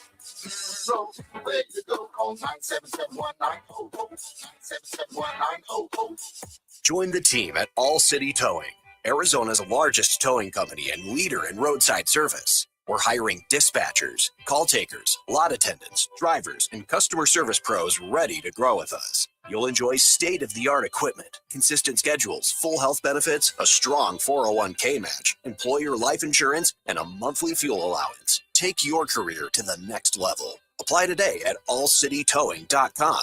All City Towing, where your future is always moving forward. When it comes to your roof, you don't want to mess around. And Arizona homeowners and business owners have known that for over a decade. State 48 Roofing is Arizona's #1 referred roofer. Residential, commercial, they do it all. And they've been doing it right here in the Valley for over 10 years. Protect your home, protect your business. And hey, keep your roof sexy with State 48 Roofing. Visit state48roofing.com or call 480-268-4509. State 48 Roofing, Arizona's most trusted roof. Happy hour is happening at Twin Peaks, Monday through Friday, 2 till 6 p.m. With reverse happy hour, Sunday through Thursday, 10 till close. Plus, grab 22-ounce Michelob Ultra drafts every Thursday and Saturday, 22-ounce Bud Light drafts every Sunday, and new on Thursdays, $5 Busch Light 16-ounce aluminums. 5 Valley Twin Peak locations, cold beer, scratch-made food, and wall-to-wall sports. Twin Peaks, tell them Roc and Manuch sent ya. Every student deserves choices in their education. This fall, choose the way you learn. Choose flexibility and personalized support. Choose a cutting-edge, award-winning curriculum. Choose Primavera Online, and you'll be choosing a school that's nearly 25 years strong and can give you a high-quality online education. We're tuition-free, accredited, and now enrolling grades K to 12. Enroll at ChoosePrimavera.com. That's ChoosePrimavera.com.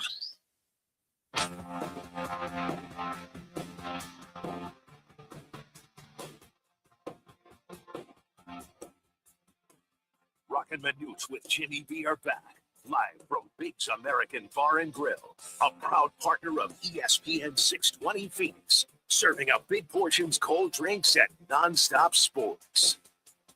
The 2-2. Swinging a high fly ball into left center field, going back by head, looking up, and it's gone! Thank you to 98.7 Arizona Sports for the highlight of Tawa's home run and the sweep of the Dodgers. We are now at the All-Star break. It's always fun for us when we get a chance to hang out with Jody Jackson, MLB.com post-game host for the Diamondbacks, and you can follow her on X at Jody_Jackson. Again, that's at Jody_Jackson. Jody, welcome as always to the show. Before we get into nuts and bolts, you a big fan of the All-Star game? Manuch loves it. So I'm just asking you if in with all of the games that you have covered, is the All-Star game still a big deal to you?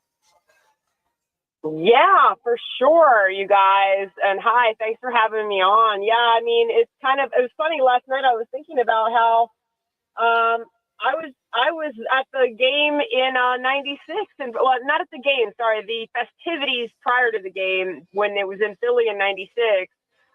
Just getting out of college, so it kind of brought back a memory of like, wow, I never knew I would be. It was my dream to cover sports, and now covering baseball. So yeah, but I think it's great because you get to see no matter where your team is in their season, you get to see a one or maybe two of your players. If you're some of these other teams, maybe 5 or 6 players, but from your team, so you have this rooting interest of what are they going to do tonight. And then, the home run derby is always great. I think the fact that they're able to do it, we all know baseball's so long. And so they're able to do it in this middle season break.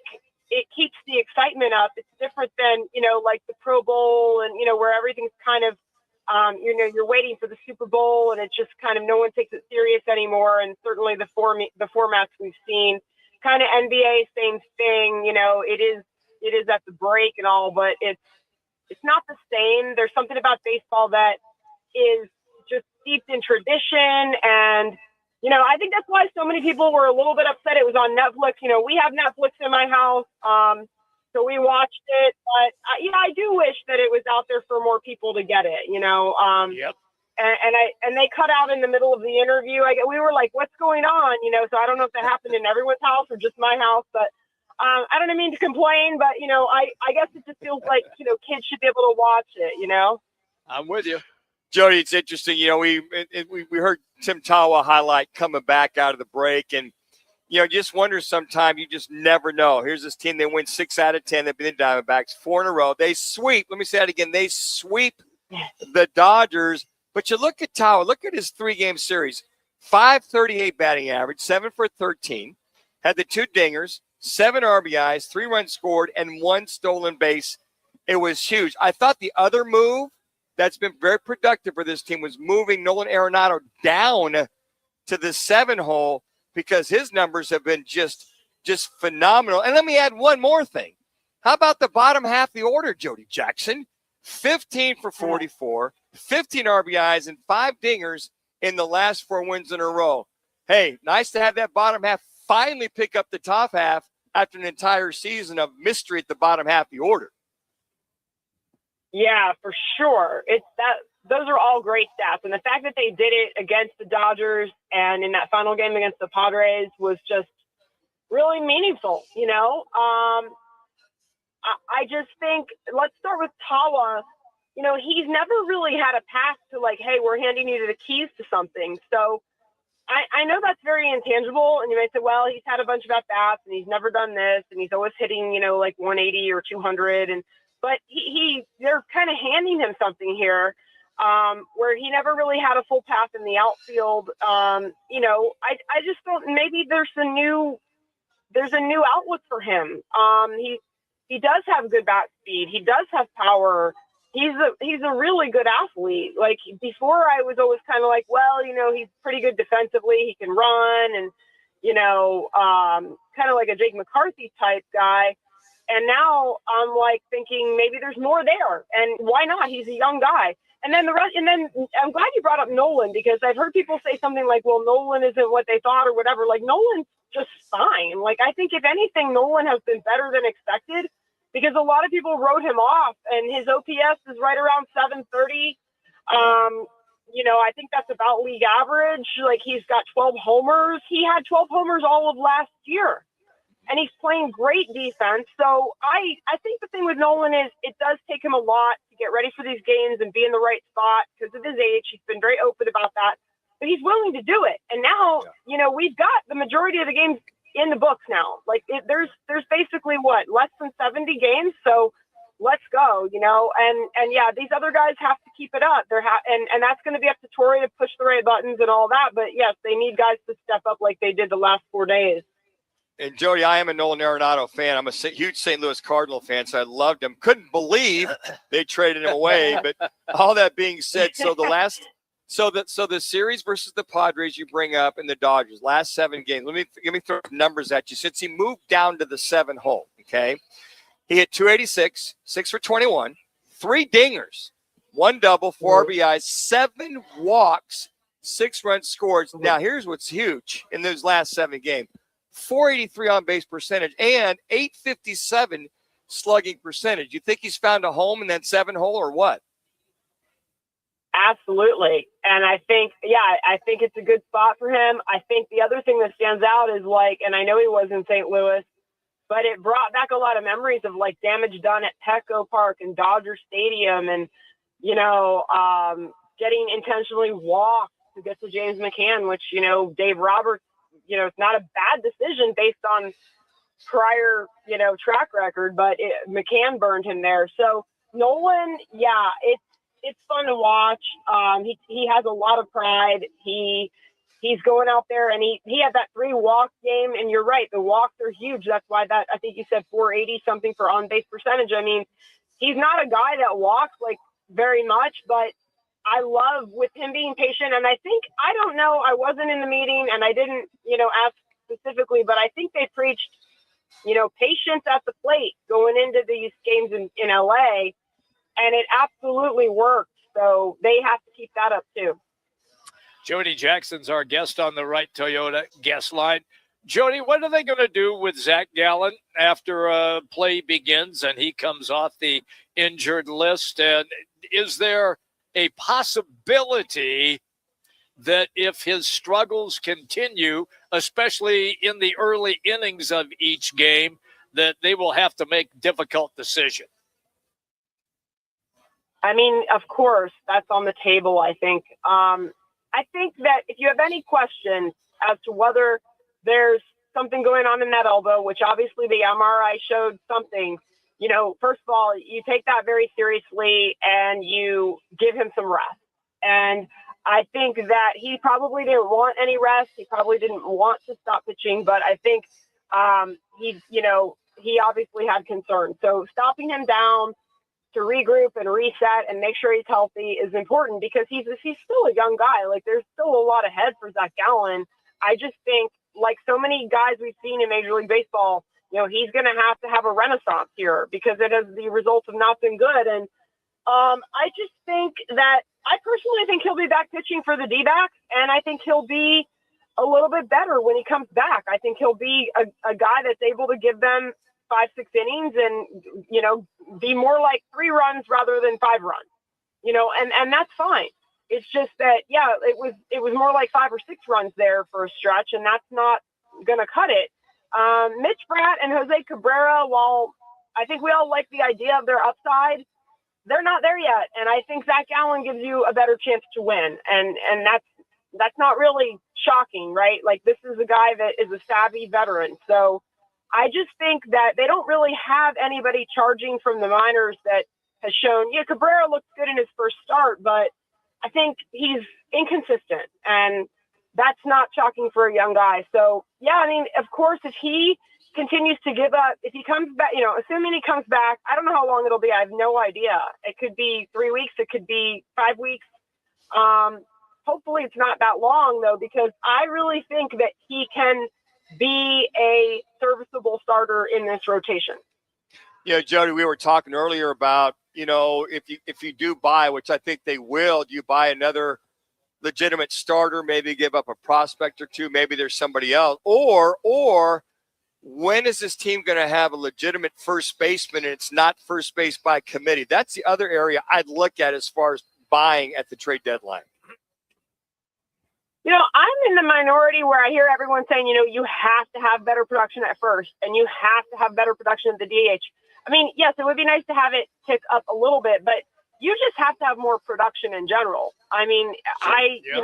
So I don't know if the answer, I do know Mike Hazen is, though, and that's why I am in the minority, is because, Mike Hazen himself has said, I believe he told Nick Picoro the day after Pavin was DFA'd, they are looking for other options. So I think the other thing, guys, is like, let's think back last year to the D-backs. They had to make those hard decisions, and they had to decide to sell a lot of their pieces.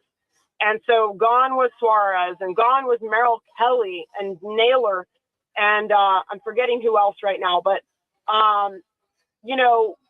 there's going to be teams like that out there. Now, the D-backs don't have that many pieces to sell. So, let's just assume they're buyers. Let's say that the D-backs are the buyers this time. And what team out there is going to maybe have these, everybody's talking Reed Detmers because he's on a bad Angels team, but there could be some other teams out there with starters that we don't, they might decide to sell last minute and first baseman, and they may pick up a gem here and there. And isn't that what we're kind of hoping, right? Sure. Yeah. And here's I threw this out yesterday, and be that as it may, I said, well, why not move Arenado to first?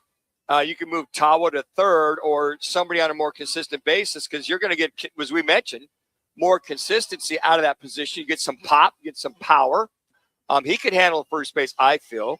And then third base. Yeah, I don't think you're moving Nolan from third. Well, I mean, I'm just saying, if it's a team game, right? If that was one of those where you want to work somebody else in the lineup, and I'm just saying that I know there's options out there, but that could be something that could be down the road. In reference to maybe moving him over there and say, hey, Nolan, we need a little help here, bud. Take one for the team as we get somebody else at third base.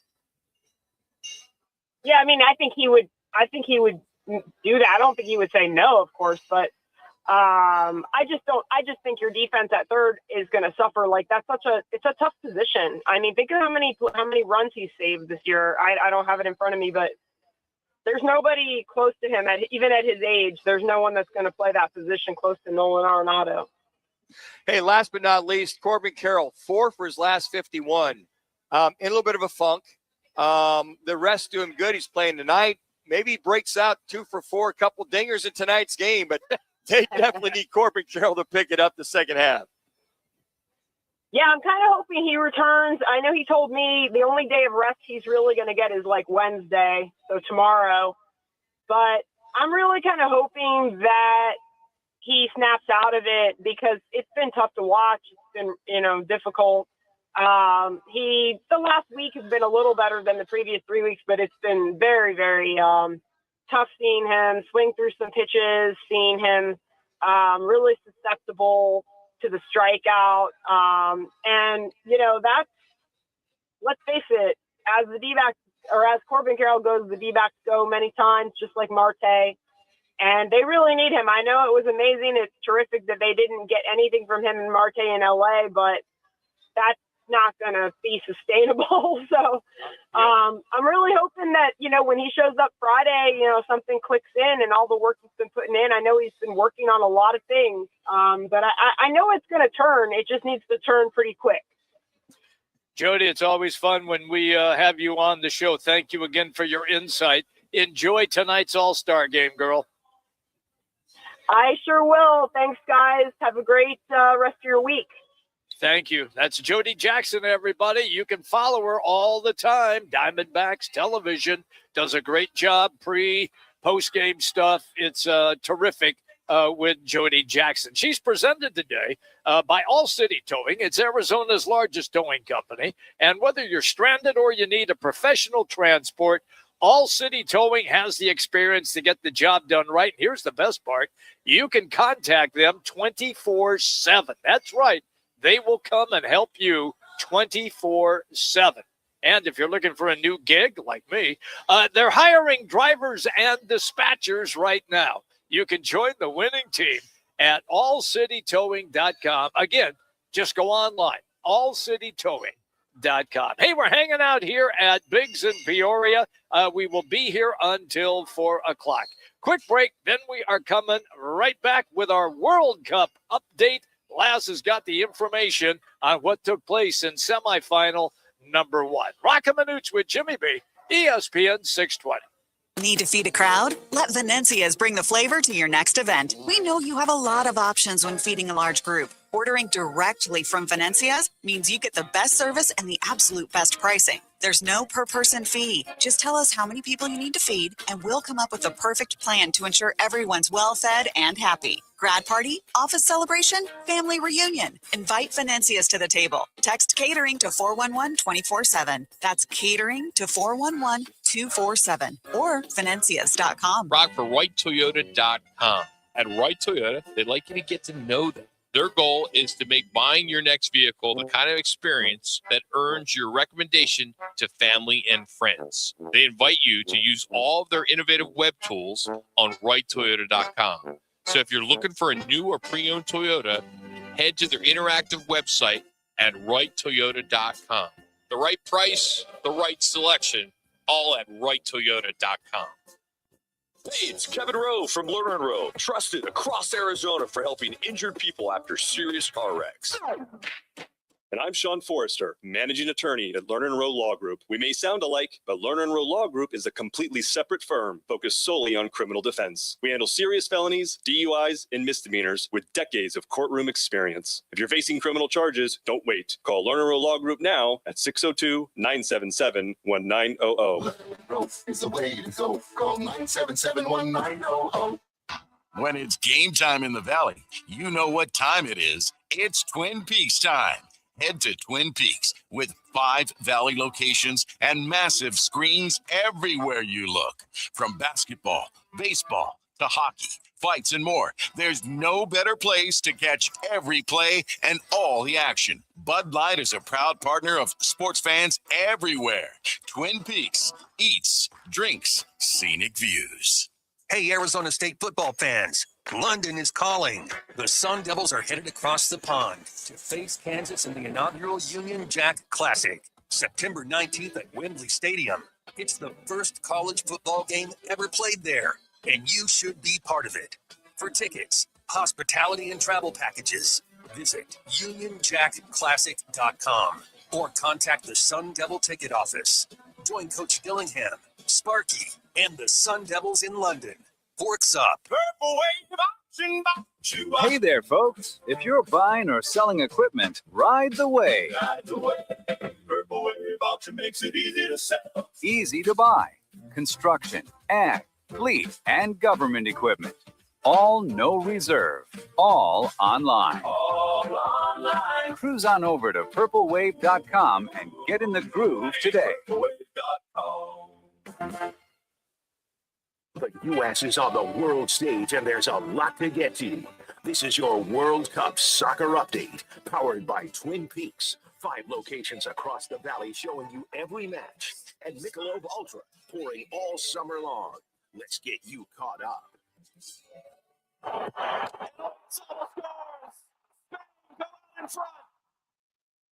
Punto penal.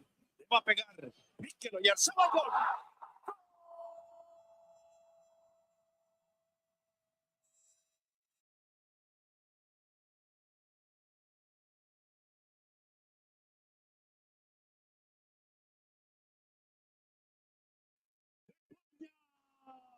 Víquelo y alzaba el gol en 1-0. That's a little montage, English and Spanish. That was the first goal of the game for Spain.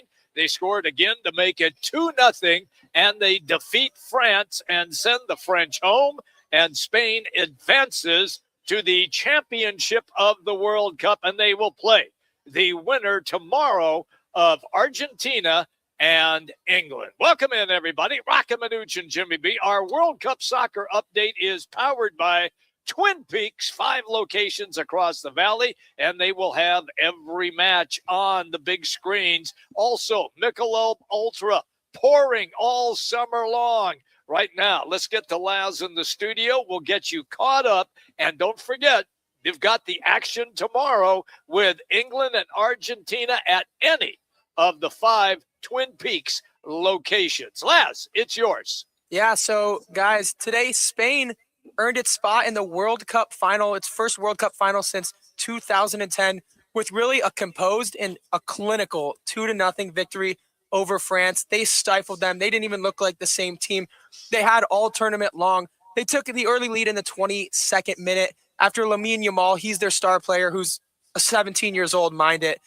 So they converted on that penalty early to make it 1-0. And then, like Graham said earlier today on the show, once they go up 1-0 and you concede to Spain, they make it really, really tough on you. So after that opener, they dictated possession and really controlled the midfield. So they didn't give France any space. They couldn't create any quality scoring chances. And they really stifled Mbappe. So he didn't have any space throughout the match. That's why he actually looked pretty mediocre today. He did not look like the same player. And that's all credit to Spain, their midfield. In that defense, they park the bus and you can't move the ball or create possession on them. So Spain, with a 2-0 victory to knock off France, they are moving on to the World Cup final on Sunday afternoon, where they'll face the winner of tomorrow's England versus Argentina match. You know, it's interesting. I mean, then Spain had 1 goal called back, offsides. They did 3-0. Folks, these 2 teams in the semis, if they score the 3rd goal, that's what we call that a blowout. Yes. In that kind of a competition. I mean, that's like if this was football and you had one of the best teams. I mean, if this was, I don't know, you had the Rams taking on the Seattle, and Seattle wins, it'd be like a 31-0 game. I mean, just absolutely blowing them out. And if not for the offsides, it would have been very easily 3-0. And as you were talking about Graham Winkworth, the ASU women's soccer coach, we had him on at 1:30. He said, "You're right, Laz." He said that this España team was just on top of it. They're way out in front. The penalty kick got them going, got them off the schneid.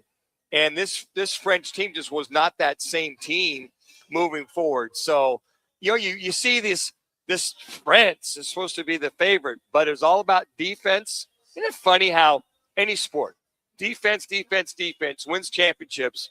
So we'll see if that championship can be won by España with their defense and their goalie, one of the top goalies in all of the world. I think it includes Mars, Europe, all the above. Jupiter. Seriously. Yeah, I mean, their back line was rock solid. And like you just mentioned, Manuch, Unai Simon, their goaltender, is one of the best in the world, and he's been the best in this World Cup. They recorded another clean sheet. France had very few opportunities, let alone any dangerous opportunities. They didn't even register a shot on goal until the 90th minute. So they were rock solid, and they weren't let France get away with anything. Spain has given up one singular goal in this entire World Cup. One goal. So that says something about their back line and their goaltending. They've been well deserving of their spot in the World Cup final. Laz, you said a clean sheet. We're watching the game off and on here at Biggs up at 83rd Avenue and Bell Road. It seemed like was it a clean game, or did the official let him play? The official let him play a little bit. There was a lot of physicality. They were going after each other. There was a slide tackle on Mbappe late in the game that was far worse than what Balogun did to get the red card. But in a game like this, it's tightly contested. Spain deserved everything they got, and so I think the refs were trying to stay out of the way a little bit. Plus, with two teams like Spain and France, those are two teams the refs love to rig the games for, so maybe it evened out because they didn't want to rig it for either of the teams they're used to doing it for. So I think they stayed out of the way. The penalty was a deserving penalty. It was a rough tackle inside the box. Other than that, they let them play, and Spain just had them locked down for 90 minutes, really. I thought Spain dominated play, particularly offensively. Manuch always likes to say defense wins championships. In the game we watched today, offense, they were attacking constantly, and they maintained possession of the ball. And that is why, another reason why, the French did not have any success in generating any great offense, because they never had the ball in that matchup. Before we let you go, who do you like tomorrow? We'll pick your brain.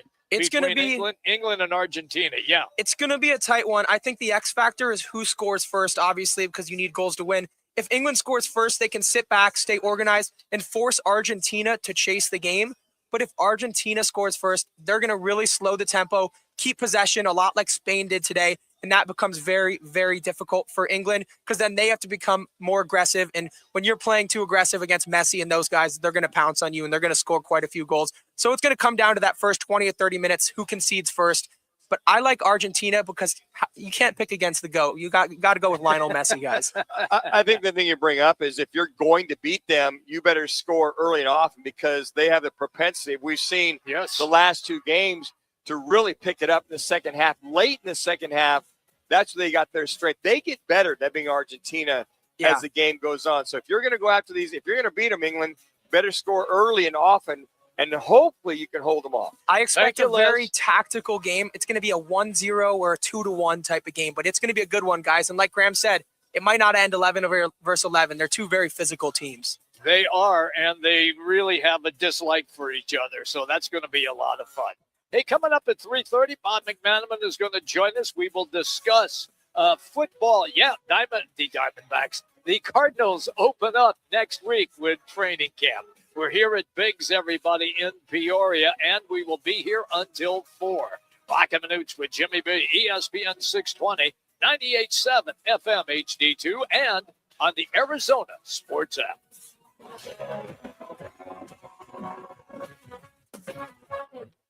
I'm John Morgan of Morgan & Morgan. Why should you hire America's largest injury law firm for your case?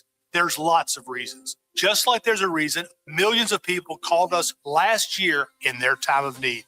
When it comes to fighting for justice and compensation, millions of people across the country trust us to go to battle for them. We became the largest injury law firm in the world for a reason. There's only one Morgan & Morgan, forthepeople.com. Injured? Dial pound law or visit forthepeople.com for an office near you. Do you owe back taxes or have unfiled tax returns? The IRS won't quit until they get your money. Here's great news, fresh from those in the know. Major changes have happened at the IRS. If you owe more than $10,000, you may be eligible for a 99% reduction of what you owe. Haven't filed a return for a while? Their happy clients are talking. The IRS was going to levy my bank account, but Guardian was able to prevent that and fix all my IRS issues. Thanks again, Guardian Tax. Need relief from crushing tax debt? The IRS now has special programs. Guardian Tax knows all about them. Personal or business, this is the fresh new break you've been hoping for. We aren't the company you call when you need a hug because you're scared of the IRS. Guardian Tax is the company that wins when you need it most. Guardian Tax Service is really great to work with. They really help me out. I'd recommend them highly. Call now for a free confidential consultation.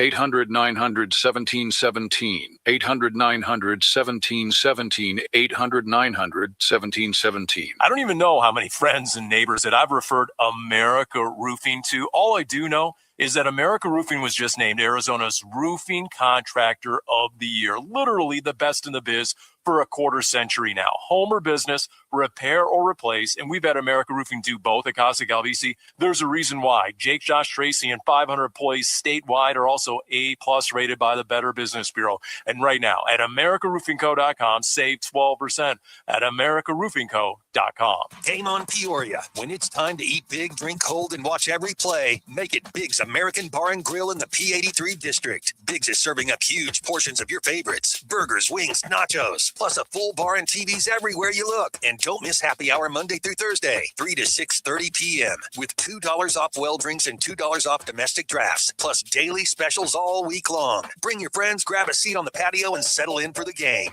Big's American Bar and Grill, where Peoria comes to play, eat, and watch. Arizona's headquarters for Toyotas is Right Toyota. Hey, Rock, for my friends at Right Toyota in Scottsdale. You will always find the right deal at Right Toyota. Right Toyota has been driving Arizona's home for years with their amazing service, pricing, and great selections. I encourage you to discover the difference at Right Toyota. Make the right choice, Right Toyota, just off the 101 on Frank Lloyd Wright Boulevard, and always online at righttoyota.com. The right price, the right selection. Check out righttoyota.com. The biggest soccer tournament on the planet is going on.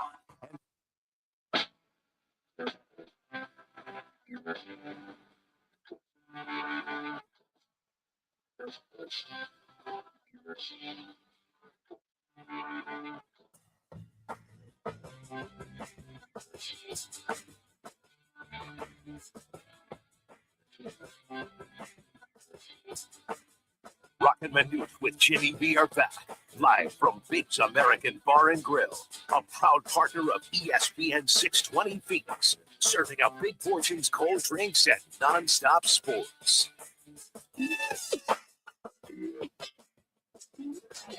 Hold on. The return.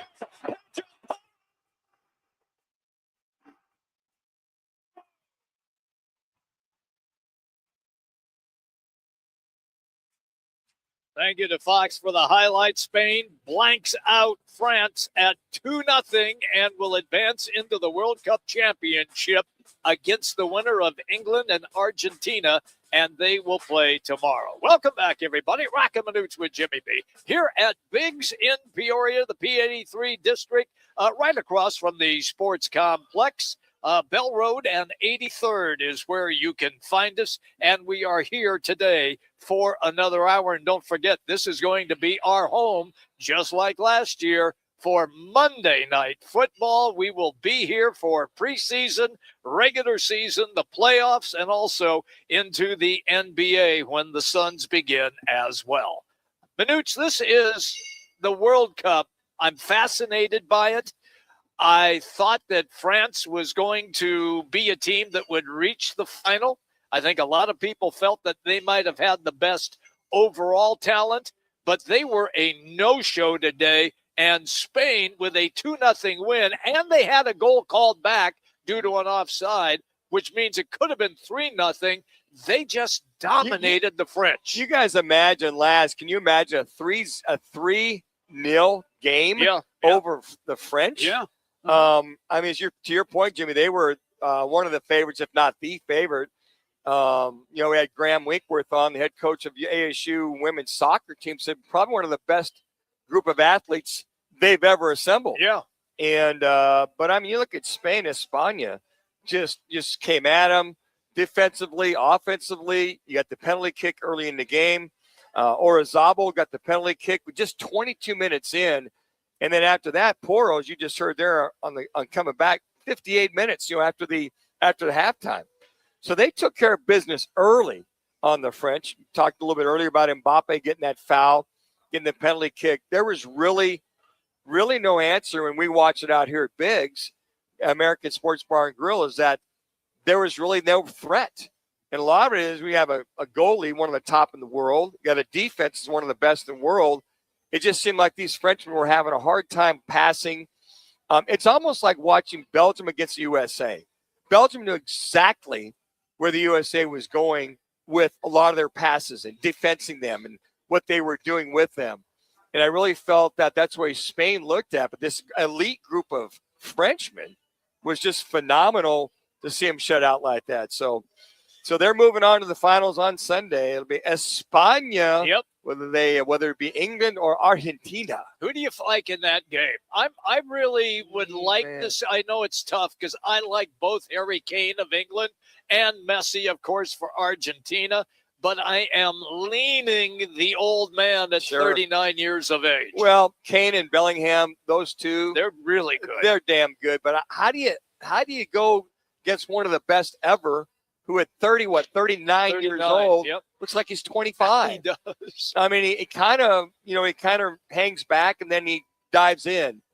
And the thing that scares me about Argentina is how strong they get stronger as the game goes on. That's fair. They really do. Yeah. And you watch them over and over and over. And I guarantee you're going to probably see, everybody and their mother played in this game tomorrow. That's a noon kickoff. And I believe that game is in Atlanta. It tomorrow. is in Atlanta. So they're going to be at a dome stadium, right? Yes. So you have to worry about air conditioned. Air conditioned. I mean, that game at Miami Gardens the other day. That was hot. I mean, that was, for England to advance. The way they rotated all their guys in and out, I think they used all 6 of their subs. And I thought they did it in a very good way because that game lasted, they went an extra 20 minutes. And I thought that they really answered a lot of that. So, I don't know. To your point, it's hard to root against Messi. And when Messi gets his team going and they feed off of him, they do. I think it's going to be very difficult for England to beat them. There is Major League Baseball tonight. It is indeed the All-Star game. I like it. Manuch likes it. And I just think that it has lost a little bit of juice because, A, Ohtani's not going to play for the National League, and B, Aaron Judge is not going to play for the American League. And we've had a couple of guys who got in little snits with the process, and Manuch says, "Oh, come on, grow a pair and just show up." Yeah, Miller. For Phillies, is he 10-1? Yes. Yeah, he felt snubbed. Well, he didn't get an invite. He didn't get it. Yeah, well, when they did invite him, he turned it down. Well, as a reserve. So I don't know. I see something like that. Whether you get it, and whether you get voted in or get an invite, I'm there in a heartbeat. That's just me. And you know what? Put your feelings aside. They went with somebody else. At least you're showing up as an all-star. And I think those are some of the things to look at. Now, in Ohtani's case, he's got a bad knee. Yep. He did play DH. I didn't pitch on Friday, but was a DH. Hit a home run. First pitch. Yeah. So he's going to stay back and get treatment. I can see it. If a guy's injured and he wants to stay back, then he stays back because he's injured. Now, if a guy, if he's not going to start, I still think you show up. But if you're injured, you got to stay back and get treatment. I think that's what you do. I like the Major League Baseball All-Star Game. It's my favorite All-Star Game. I think the NBA All-Star Game is a joke. I think the slam dunk competition, talk about someone that's lost its juice. Now, I do appreciate the three-point shooting and the skills challenge. The skills, yeah. Hockey, I enjoy the skills challenge. Yes. It's hard for me to watch the game, but I do enjoy the skills challenge. The National Football League All-Pro game, why? Why have it? It's useless. It's useless. It is useless. I could see you showing up the week of the Super Bowl and just doing a little, one of those Thursday events if it doesn't interfere with what's going on with the Super Bowl, or have it that Saturday before everybody arrives that Monday for all the Super Bowl festivities. Bring them out like maybe Thursday, do a skills challenge, do a little flag football, and then leave it at that. To me, watching the baseball All-Star game is the actual game that's in its purest form. Now, the NHL game is in its purest form, but the NBA, I'm sorry, I'm not watching the NBA. I'm not watching that mess. It's nothing more than pick up basketball unless they get something to hone down. It was better last year. It was better. It was better last year. Hopefully they can tweak it a little bit to make it, again, more competitive. But at least in the baseball, it is a competitive situation because pitchers obviously do not want to get shown up on this level, and hitters do not want to get shown up on this level. Is there some fun? Yeah, there's a lot of fun. Hell, I just go back to Randy Johnson throwing a dart over John Kruk's head and everybody laughing like crazy about it. But it is a game that still remains somewhat competitive where the others have lost their way. It's interesting. Then you look at the starters. I mean, the Braves have got they've got 2 starters. The Dodgers have they only got 4 starters. That's all in the National League, and that's Nationals, Phillies, Mets, and that's pretty much it. But I enjoy watching the best of the best, those that were voted in that have been having an outstanding first half of the year, and seeing them play together. All right, let me stop you right there because you came up with the key point that people are complaining about: voting by the fans.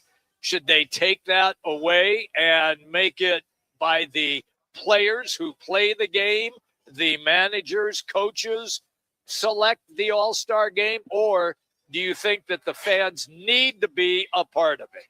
I think they need to be a part of it. I think that what we used to see for many, many years was that if I don't know, if Derek Jeter was hitting a $195, okay, he still made the All-Star game. Well, I'm telling you right now, Mike Trout is struggling big time, and he's a starter. Yeah, and exactly. He's gonna lead off. Yeah, I think that you can. I think if I'm a manager, and I think this is one of those things that's got to be taken a look at.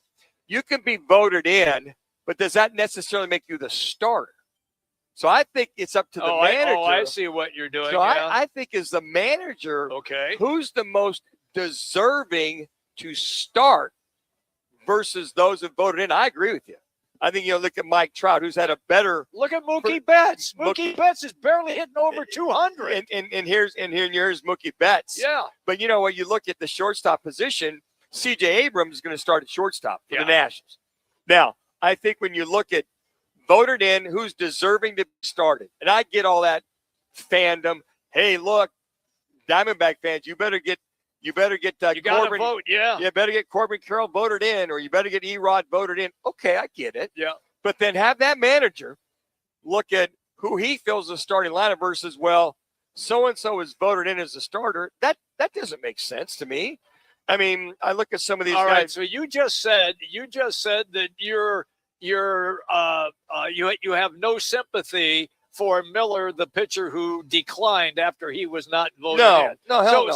So if you're voted in as the top guy, like you're one of the top vote getters, but the manager then comes and says, dude, you're sucking pond water here. You just got voted in because of fandom. We're starting somebody else. They may not be sucking pond water. You're going to get pissed. He might have a better. Well, you know what? If you get voted in or you get elected, that's why they have the reserves and they bring those guys in.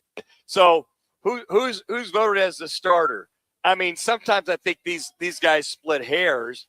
And Miller had a hell of a year, right? Yeah, he's really played well. Yeah. So leave that up to the manager. That here's the top 4 or 5 starters that have been voted in the National League or American League, and then leave it up to the manager to say, all right, I'm going to start you the first inning, you the second, you the third. Now, I think what you're getting at is who's the actual starter. Correct. Because there's some bonuses tied. Yes, to there that. is. Now, there's always money involved. There's also bonuses tied to whether you make the All-Star roster or not, whether it's reserve or not. So now I know some of these guys make $25, $30 million. So if you got an additional bonus from the team, that it's another $500,000. Yeah, I wouldn't sneeze at that. I really would. So I just find it kind of, I don't know, just kind of, I'm going to take my ball and go home because you didn't vote me in or I didn't get picked, that type of thing. But I think for the most part, I look at the starters for both these teams. I really don't see anybody. Aaron Judge is out, obviously. Yep. Mike Trout, to your point, might be the one guy. This is his 12th All-Star, so there's all that tradition on top of it. That's the thing. Everybody goes, well, 5 years ago, he hit 48 home runs. Yes, I mean, but you look at the last 4 or 5 years of Hank Aaron, Willie Mays, I know. Stan Musial. It goes on and on and on. It's part of that unwritten rule, that mystique of All-Star games. Yeah, I'm with you. It'll be. I enjoy watching the best of the best. I do. Go at it. Okay. Hey, we're hanging out here at Biggs. We're going to be here until 4 o'clock this afternoon. Are you looking for some great pizza? Hey, we've got it for you. It is Venezia's Pizzeria. 7 locations throughout the valley. Don't forget, they are the official pizza of Sun Devil Athletics as well. If you're looking for pizza, just go online. It's Venezias.com. When we come back, Manuch and I are going to lay the wood on the MMA and also a soccer conversation, which might get us kicked off the air. It'll be close. Roc and Manuch with Jimmy B, ESPN 620. The biggest soccer tournament on the planet is going on, and there's no better place to catch every match than Twin Peaks. Watch all the action on wall-to-wall TVs with ice-cold 29-degree draft beer, made from scratch food, and game day specials all tournament long. Twin Peaks is going unmatched for every match through July 19th. Cheer on Team USA or your favorite country at Twin Peaks. Eats, drinks, scenic views. $5 locations. I was in a wreck. I need a check. I was in a wreck. I need a check. I was in a wreck. I need a check. I'm Kevin Rowe from Learn and Rowe, and we've been serving Arizona's for 20 years. Make the best choice after an accident. Call 977-1900. That's 977-1900. Learn and Rowe, it's the way you go. Call 977-1900. 977-1900. When hot is not an option, Stay Cool delivers. From patios to warehouses, shops to summer events, Stay Cool's Slim Cool Elite and Cool Cube mobile air coolers deliver more air for less money. They're rust-free and backed by more than 40 years of experience keeping you cool. Available now online at Home Depot, Lowe's, and Tractor Supply. Shipped to the store or right to your door. Visit staycool-products.com. Slim Cool Elite and Cool Cube. Get yours today with free shipping and beat the heat. The biggest soccer tournament on the planet is going on, and there's no better place to catch every match than Twin Peaks. Watch all the action on wall-to-wall TVs with ice-cold 29-degree draft beer, made from scratch food, and game day specials all tournament long. Twin Peaks is going unmatched for every match through July 19th. Cheer on Team USA or your favorite country at Twin Peaks. Eats, drinks, scenic views. $5 locations. You've probably heard all those ads for life insurance. Just a few dollars a day, apply online in minutes, no medical exam. Simple, easy, and cheap, right? Now you're thinking, maybe I should get a quote. Well, smart thinking. Everyone should have life insurance. But here's what they don't tell you. Those few dollars a day rates, they're for young people in perfect health. That's why everyone calls Big Lou the 50 to 60-year-old not-so-perfect candidate, like you. You take prescription meds and you're overweight. Winner, winner, fried chicken dinner. Well, Big Lou works with life insurance companies that want people like you with no surprises after you apply. In fact, if you're a 50-year-old guy with a few health glitches, Lou could probably find you $1 million of term life coverage for about $200 a month. So, yeah, you need life insurance. But unless you're young and healthy, you got to call Big Lou because he's like you, older, heavier, and on meds, too.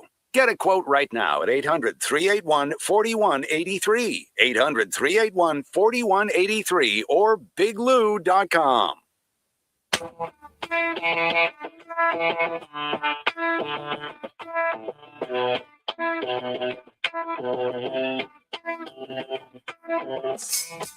Roc and Manuch with Jimmy B are back, live from Big's American Bar and Grill, a proud partner of ESPN 620 Kings, serving up big portions, cold drinks, and nonstop sports. It's so weird that it keeps falling every time like that. Yeah, not good. Every time he throws, like there's something wrong with his leg. And that's that leg. It's the leg that he broke. Oh, and now what that's going to do. Oh, my goodness. What is going on? About as anticlimactic an end as there could be. McGregor's injured. There's some injury he's dealing with. Well, why did they? It looks like his right leg. Is it his ACL or something? Watch this. So as he steps forward, watch this. He stepped. Now watch his right leg. He steps on it, and right there. Oh, yep. You can see it already. Right there. You can see it in his face.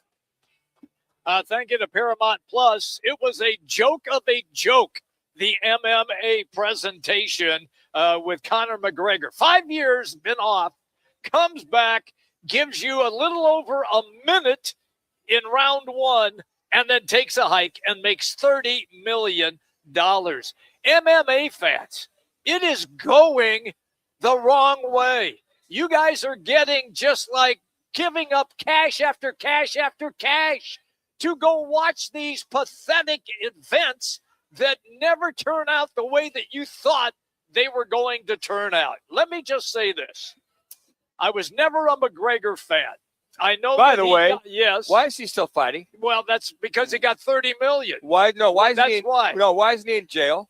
Why is he suspended? Yes. Why is he still able to fight? Yes. Manuch, you're talking joke? I know it's a joke. Yeah. Just like John Jones, same deal. Getting busted for drugs all the time. And he was able to, because they sell tickets. That's what I'm talking about. MMA fans, you guys are getting taken to the woodshed. You got to wake up and demand better fights and not just rely on some name from the past, and then you get hosed in a minute and 10 seconds. So I didn't watch the fight live.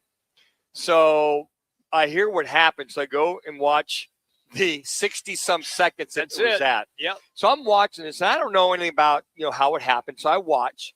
So I see the first kick. He braces with his right leg, kicks with his left leg, and he buckles. Yep. He does it again, and he buckles. Yep. He does it again, and he buckles again. And my first thought was, wait a second. My thing is, he's got to be injured because the way he's buckling is he folds. Mm-hmm. He's not as if it's a strategy to kick and fall or to kick and fall or to kick and fall. And he finally is like, I've had enough. So I'm sitting there going, wait a second. Something's off here. I agree. And my first inclination is it looks like he's injured from the get-go.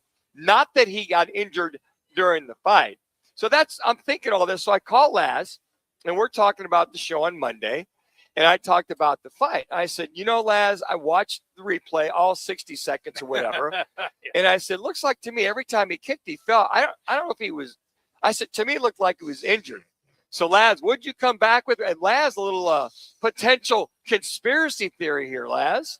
4 days before the fight, he hobbled and limped on his right leg into the Newport Pain Management Clinic, and TMZ and different outlets caught him hobbling in and out of the place.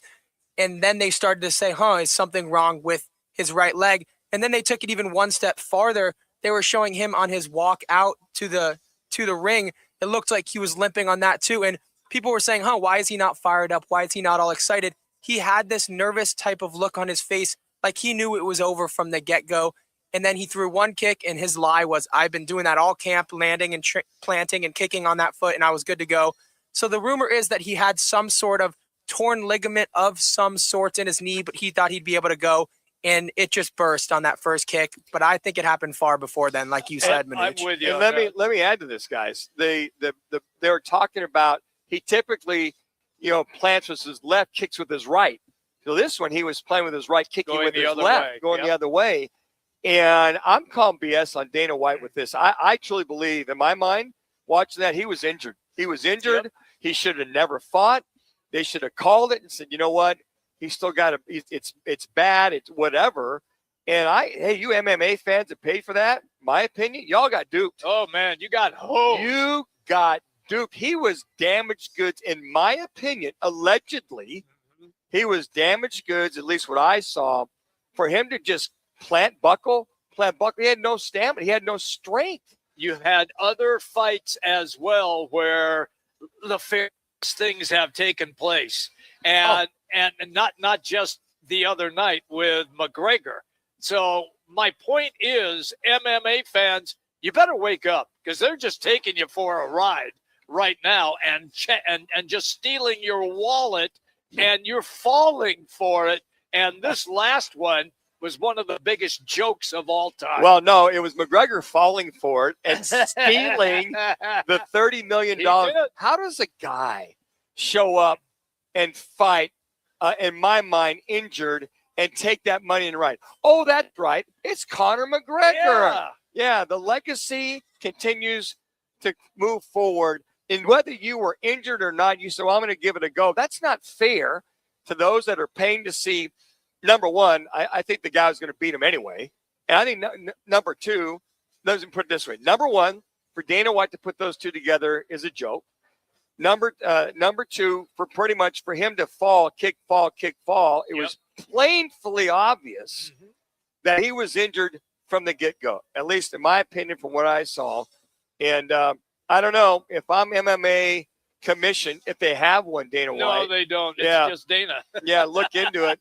And here's the other thing, too, to your point, if they've got footage and they've got him limping, why wouldn't Dana White want to take a look at that? Because he had everything on the table. Yeah. And if you take McGregor was the draw. That's why it was going to be such a huge MMA event. And it turned out the suck pond water, it was dreadful. So that's why you could not ask him not to go on the card because of all the money that they would have lost. Yeah, that was embarrassing for Dana White. Yep. I would reimburse everybody that was on pay-per-view last. Was that what it was on? No, every fight is Paramount Plus now, so they don't do pay-per-view anymore. They all just stream from there. But I think Conor McGregor's PR team was doing everything they could to cover it up so that it didn't come out as like a scam thing, because there's millions and millions of dollars being bet across different sports books on this.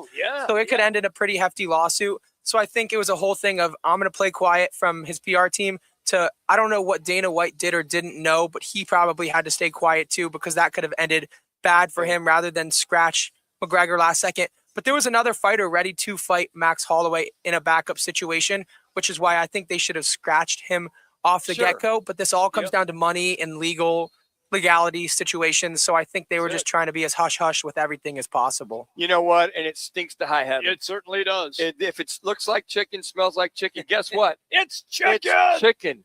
So, yeah, I'm not an MMA fan or UFC, any of that stuff. This kind of topped it off. This kind of showed the true colors of what we saw the other night for MMA to see this. And for Dana White, I've lost all respect. In their heart of hearts, he should have never fought, because that was a true debacle. People were duped. I hate to say it. They were duped. They were. They were duped.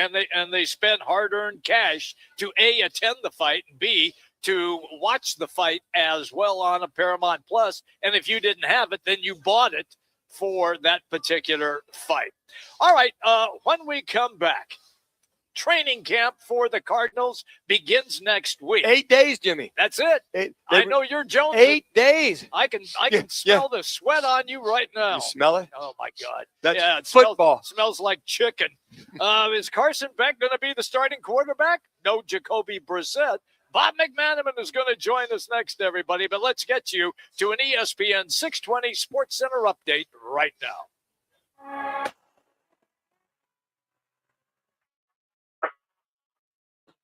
It's now time for your Roc and Manuch with Jimmy B's ESPN 620 Sports Center update. I'm Matt Lazarus.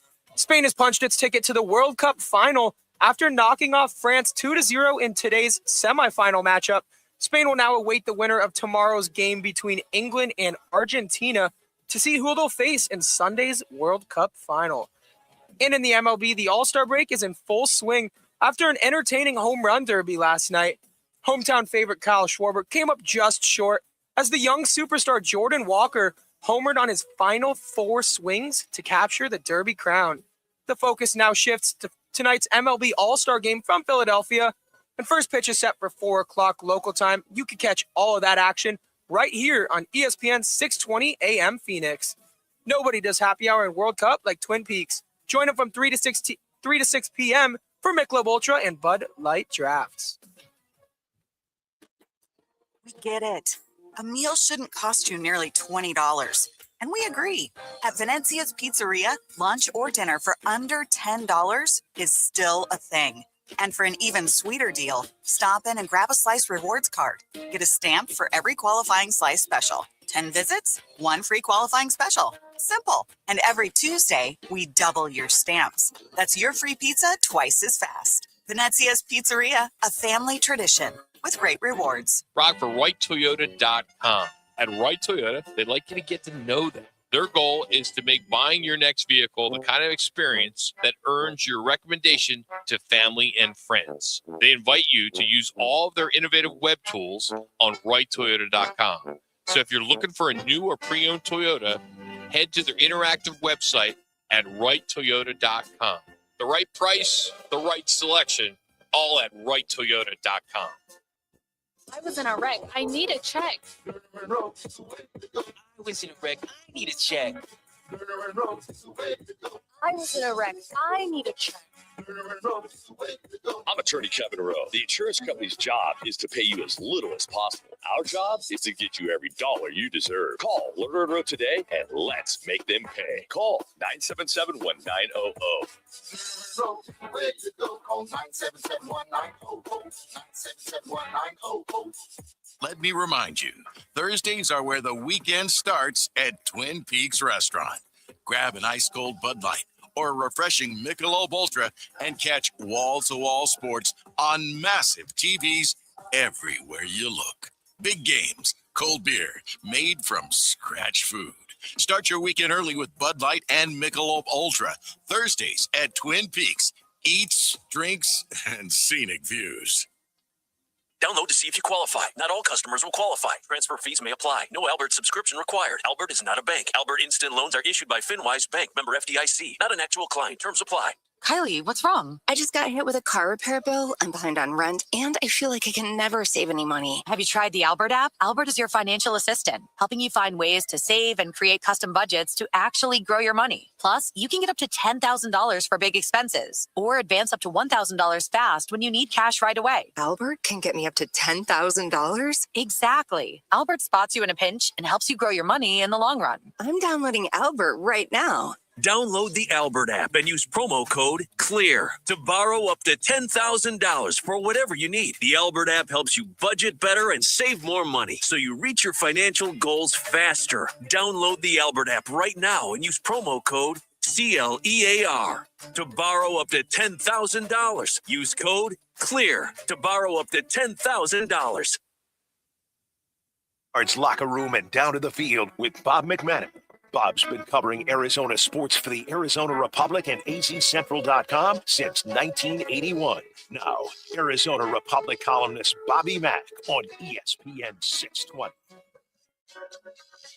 Always fun and always a good time when Bobby's in the house as he is right now. Once again, you can follow him on X, AZ Bobby Mack. That's at AZ Bobby Mack. All right, so you know what, Bob? I might just not even ask a question today because Manuch. Hallelujah. I only asked the intelligent one. Yeah, right. You just asked.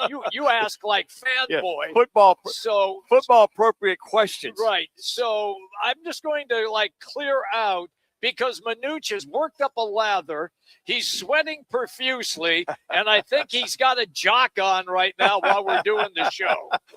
You know, July 22nd, right around the corner, 8 days, Bobby Mack. Are you all set? You ready to go? You got your questions lined up? You got your players lined up? Are you good to go? Okay, let's go. I'm ready to hit somebody. Yeah, I got my vacation plan set up for tomorrow, so no. That's great. Hey, you don't need to come back until, before the first game, Bob, because I think it'll definitely be chalk as to what this team does. Just taking a week off just to recharge. Yeah. Well, it's obvious you don't think anything's going to happen. Well, yeah, I think they'll sign Carson Beck, and I think that there's a chance Jacoby Brissett reaches a deal. That's about it.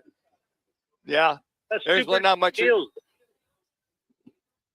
The one thing that a lot of folks, when we're talking about this, because I thought the subliminal shot that Buda Baker had was last week on his Twitter that, talking about the quarterback situation and alluding to one Jacoby Brissett. Let's just get it done. Let's get him in camp. Let's move on to the effect of let's just get everybody on the same page and get it all done. And didn't say anything about the Carson Beck not signing his contract yet, which I think everybody in the league but him has signed it. Oh, no, there's 7 other guys. 7 that are slotted, which is interesting. That being said, with this quarterback scenario, so if this thing doesn't get signed, let's say, Bob, before camp, Brissett, do they move on or move off from Jacoby Brissett? I think they give it 24 to 48 hours and then have to make a decision. That's just me, though. I could be wrong. They might not wait that long. They could wait longer, but I wouldn't advise it.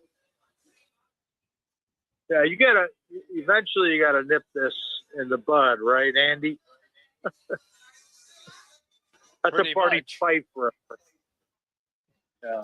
Jimmy knows what I'm talking about. Oh, I do. I just knew you just pulled out Barney Fife for me. I was like, what? Man, oh, man. Okay, here, I'm going to follow up then with what you just said. Uh-oh. In your estimation, is there any way that the Cardinals would open up in game 1 with Carson Beck as their starting QB? I don't think so. And I don't recommend it. Now, you got 2 veteran quarterbacks. They're both still on the roster. I'd go Gardner Minshew over Beck in a heartbeat. Beck needs more time. Yeah. You don't want to kill his confidence. You want to see what he's got. That's the gauntlet of the schedule they've got. I don't want to slow walk him entirely, but he's going to need a handful of games to get, experience. There's no doubt, because you don't want to just say, well, we're going to draft the quarterback next year. Well, you just did. I mean, he's not a first-round pick, but he could be decent. We don't know yet. And for them to suggest that they think they know, is a little terrifying, because I don't think they know. So I think they'll be smart about it and go with the veteran first, whoever it is, Jacoby or Gardner. That's the way to go. There's no sense in throwing Carson right out to the Wolves. No way. People might want to see that. That doesn't mean, yeah. And Bob, I'd agree with that. I think that you've got at least on paper too much weaponry with Love, Harrison, Wilson, et cetera, that you have a guy, a veteran in there that can get the ball down the field, at least get the plays off or be manageable.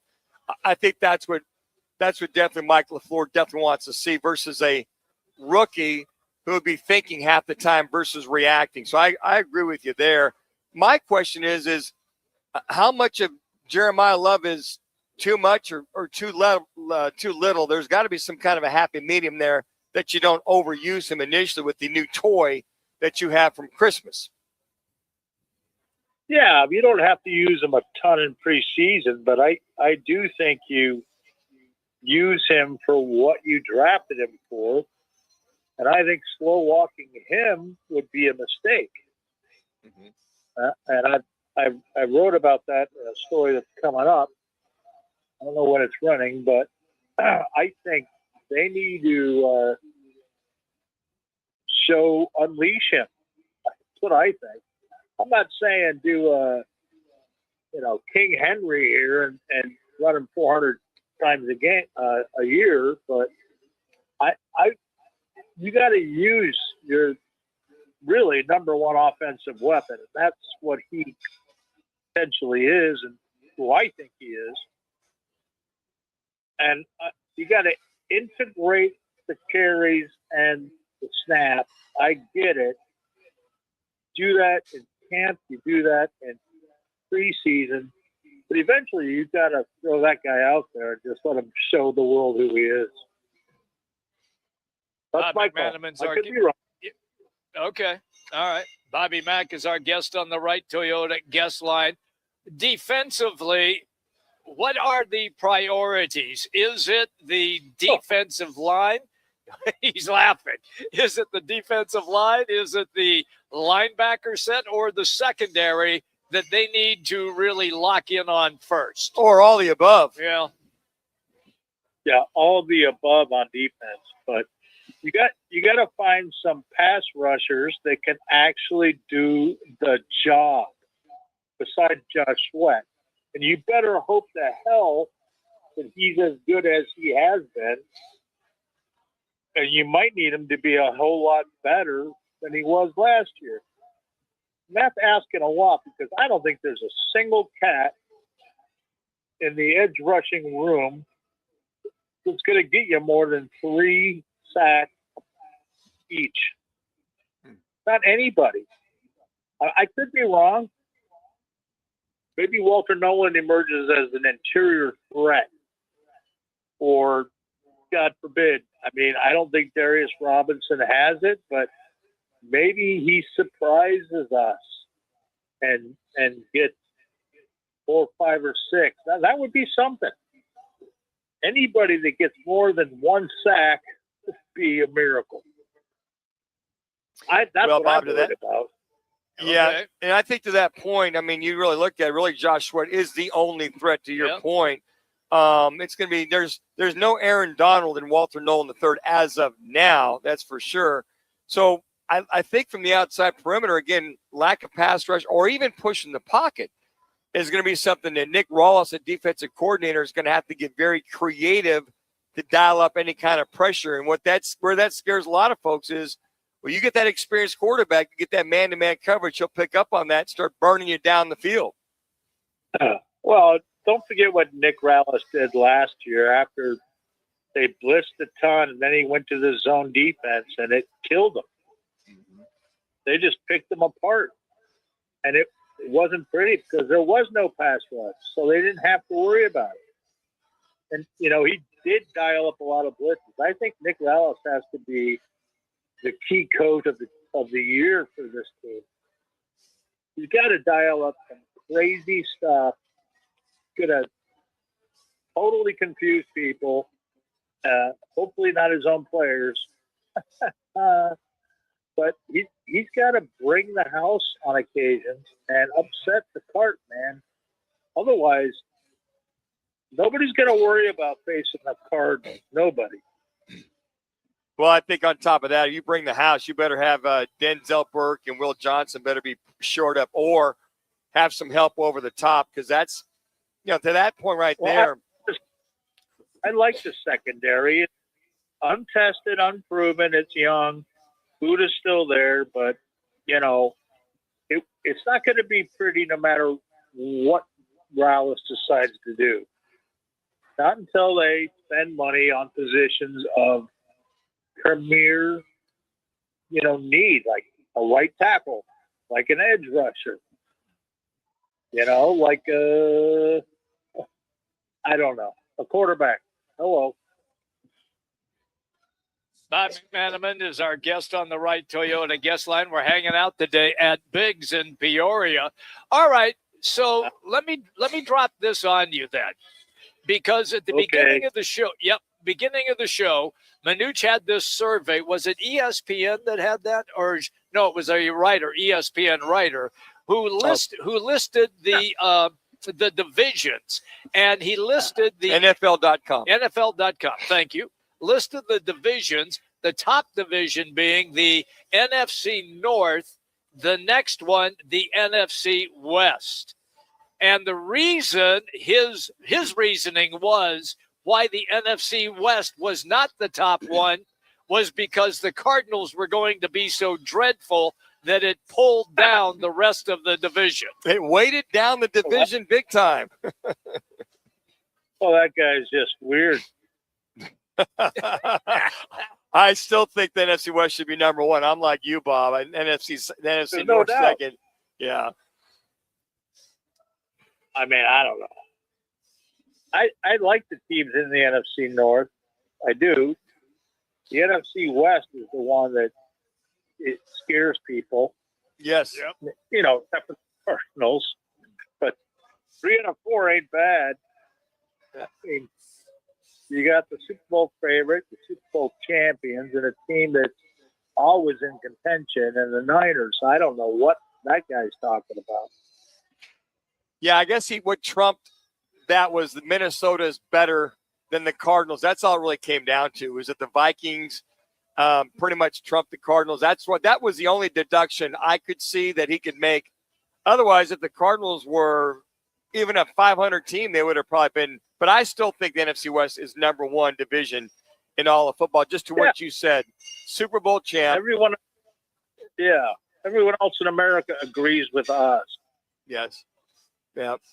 So it must be that Midwest or Eastern East Coast bias. Yeah, East Coast bias that they throw right there from that standpoint. Other than that, what's after vacation time? What's the game plan for training camp? They report next Wednesday. I think first open practice is the 24th, next Friday. Will you be back from Tahiti by that time? Bahamas? Yeah, I'll be back for report date.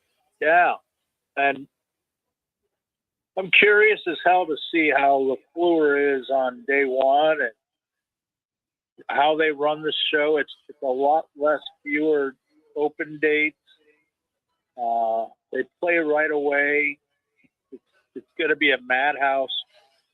I'm just curious to see how it all unfolds. And, I really hope that LaFleur is open and a little more honest about some stuff once we get to camp. And, it's not the regular season. It's the easy part of the season. I just want some more transparency. That would help connect him and the team to a fan base that has lost itself. And they need to really repair that. And I think the more open and honest he and players can be is going to help that cause. And if they don't think that's needed, they're wrong. Yeah. I'll say that. Well, I think that this is the time where people get to know the players. You guys get to write your stories, crazycentralsports.com, et cetera, et cetera. I just don't understand why they would negate that and just open it up. So this is the time for people can learn who these guys are. I'm not saying they're going to limit access or not tell the truth, but I want them to be open and accessible and, and have a good time. We're not the enemy. You need to reintegrate your fans into the system. And it's just the best way to make amends, if you will, for not being successful. And it's a personal plea. That's all I'm saying. Okay. I think everybody, and I don't think anybody's thinking about that, but I think it's important. I'm with you 100%. Listen, do not drink any drinks that have an umbrella in it, and come back healthy. We will talk to you when you return. Okay. Well, yeah. I'm going to miss next week, but okay. When I get back, we'll do it. Get rested up for that Cardinal season. There you go. He's going to need it. That's Bob McManaman, everybody. Yeah. You can find him on X, AZ Bobby Mack. You got it, brother. That's AZ Bobby Mack. Presented today by All City Towing. They are Arizona's largest towing company. And if you're stranded or you need professional transport, All City Towing has the experience to get the job done. The best part, you can get in touch with them 24/7. Yes. They are there every day, every night, every day, every night for 24/7. It's All City Towing. And if you're looking for a new gig, well, they're looking for you. They want to hire drivers and dispatchers right now as we speak. So just go online, allcitytowing.com, and search careers. Again, that's allcitytowing.com and search careers. Coming up, Lerner and Rowe. One call, that's all. Roc and Manuch with Jimmy B, ESPN 620. Now open in North Scottsdale. It's the Orangedale Lounge. ODs. Right off Thompson Peak and Bell. Next to Bash's. Your new favorite dive bar has arrived. Cold drafts, chill vibes, always affordable prices, and the OD Mug Club. A one-of-a-kind membership you won't find anywhere else. No frills. Just great people, ice-cold drinks, and a bar that feels like it's always been there. Follow at OD Scottsdale and get the scoop at orangedalelounge.com. Orangedale Lounge. Dive in and drink up. Arizona's headquarters for Toyotas is Right Toyota. Hey, Rock, for my friends at Right Toyota in Scottsdale. You will always find the right deal at Right Toyota. Right Toyota has been driving Arizona's home for years with their amazing service, pricing, and great selections. I encourage you to discover the difference at Right Toyota. Make the right choice, Right Toyota, just off the 101 on Frank Lloyd Wright Boulevard, and always online at righttoyota.com. The right price, the right selection. Check out righttoyota.com. Bigger fields, bigger events, bigger experiences. Arizona Athletic Grounds. Arizona Athletic Grounds is a 275-acre sports and entertainment destination for athletes, fans, and families. Located in Mesa, AAG is one of the largest multi-sport complexes in the country, with over 475,000 square feet indoors and more than 150 fields and courts. From tournaments to training to cheer, dance, concerts, and corporate events, the Grounds does it all. Learn more at azgrounds.com. Phoenix, if you need a plumber, call the team that does it the right way. Victory Plumbing Arizona. It's particular plumbing for particular people with upfront pricing before the work starts. So there's no surprises when the job's done. And here's a deal just for listeners. Tell them you heard Victory Plumbing on Roc and Manuch with Jimmy B, and they'll waive the service charge. For leaks, clogs, water heaters, or anything plumbing, book today at victoryplumbingarizona.com. ROC number 268603. Take your taste buds on vacation this summer at Sonic. Heat things up with the Tropical Heat Sonic Smasher. 2 hand smash patties made with Angus beef, drizzled with jalapeno and pineapple glaze. Then cool down with the Tropical Cream Slush with coconut, pineapple, and creamy vanilla soft serve. It's like a tropical vacation, minus the flight delays. Try the Tropical Duo for a limited time this summer at Sonic. Live free, eat Sonic. Limited time only at participating Sonic drive-ins. Game on Peoria. When it's time to eat big, drink cold, and watch every play, make it Big's American Bar and Grill in the P83 district. Big's is serving up huge portions of your favorites. Burgers, wings, nachos, plus a full bar and TVs everywhere you look. And don't miss happy hour Monday through Thursday, 3 to 6:30 p.m. with $2 off well drinks and $2 off domestic drafts, plus daily specials all week long. Bring your friends, grab a seat on the patio, and settle in for the game. Big's American Bar and Grill, where Peoria comes to play, eat, and watch.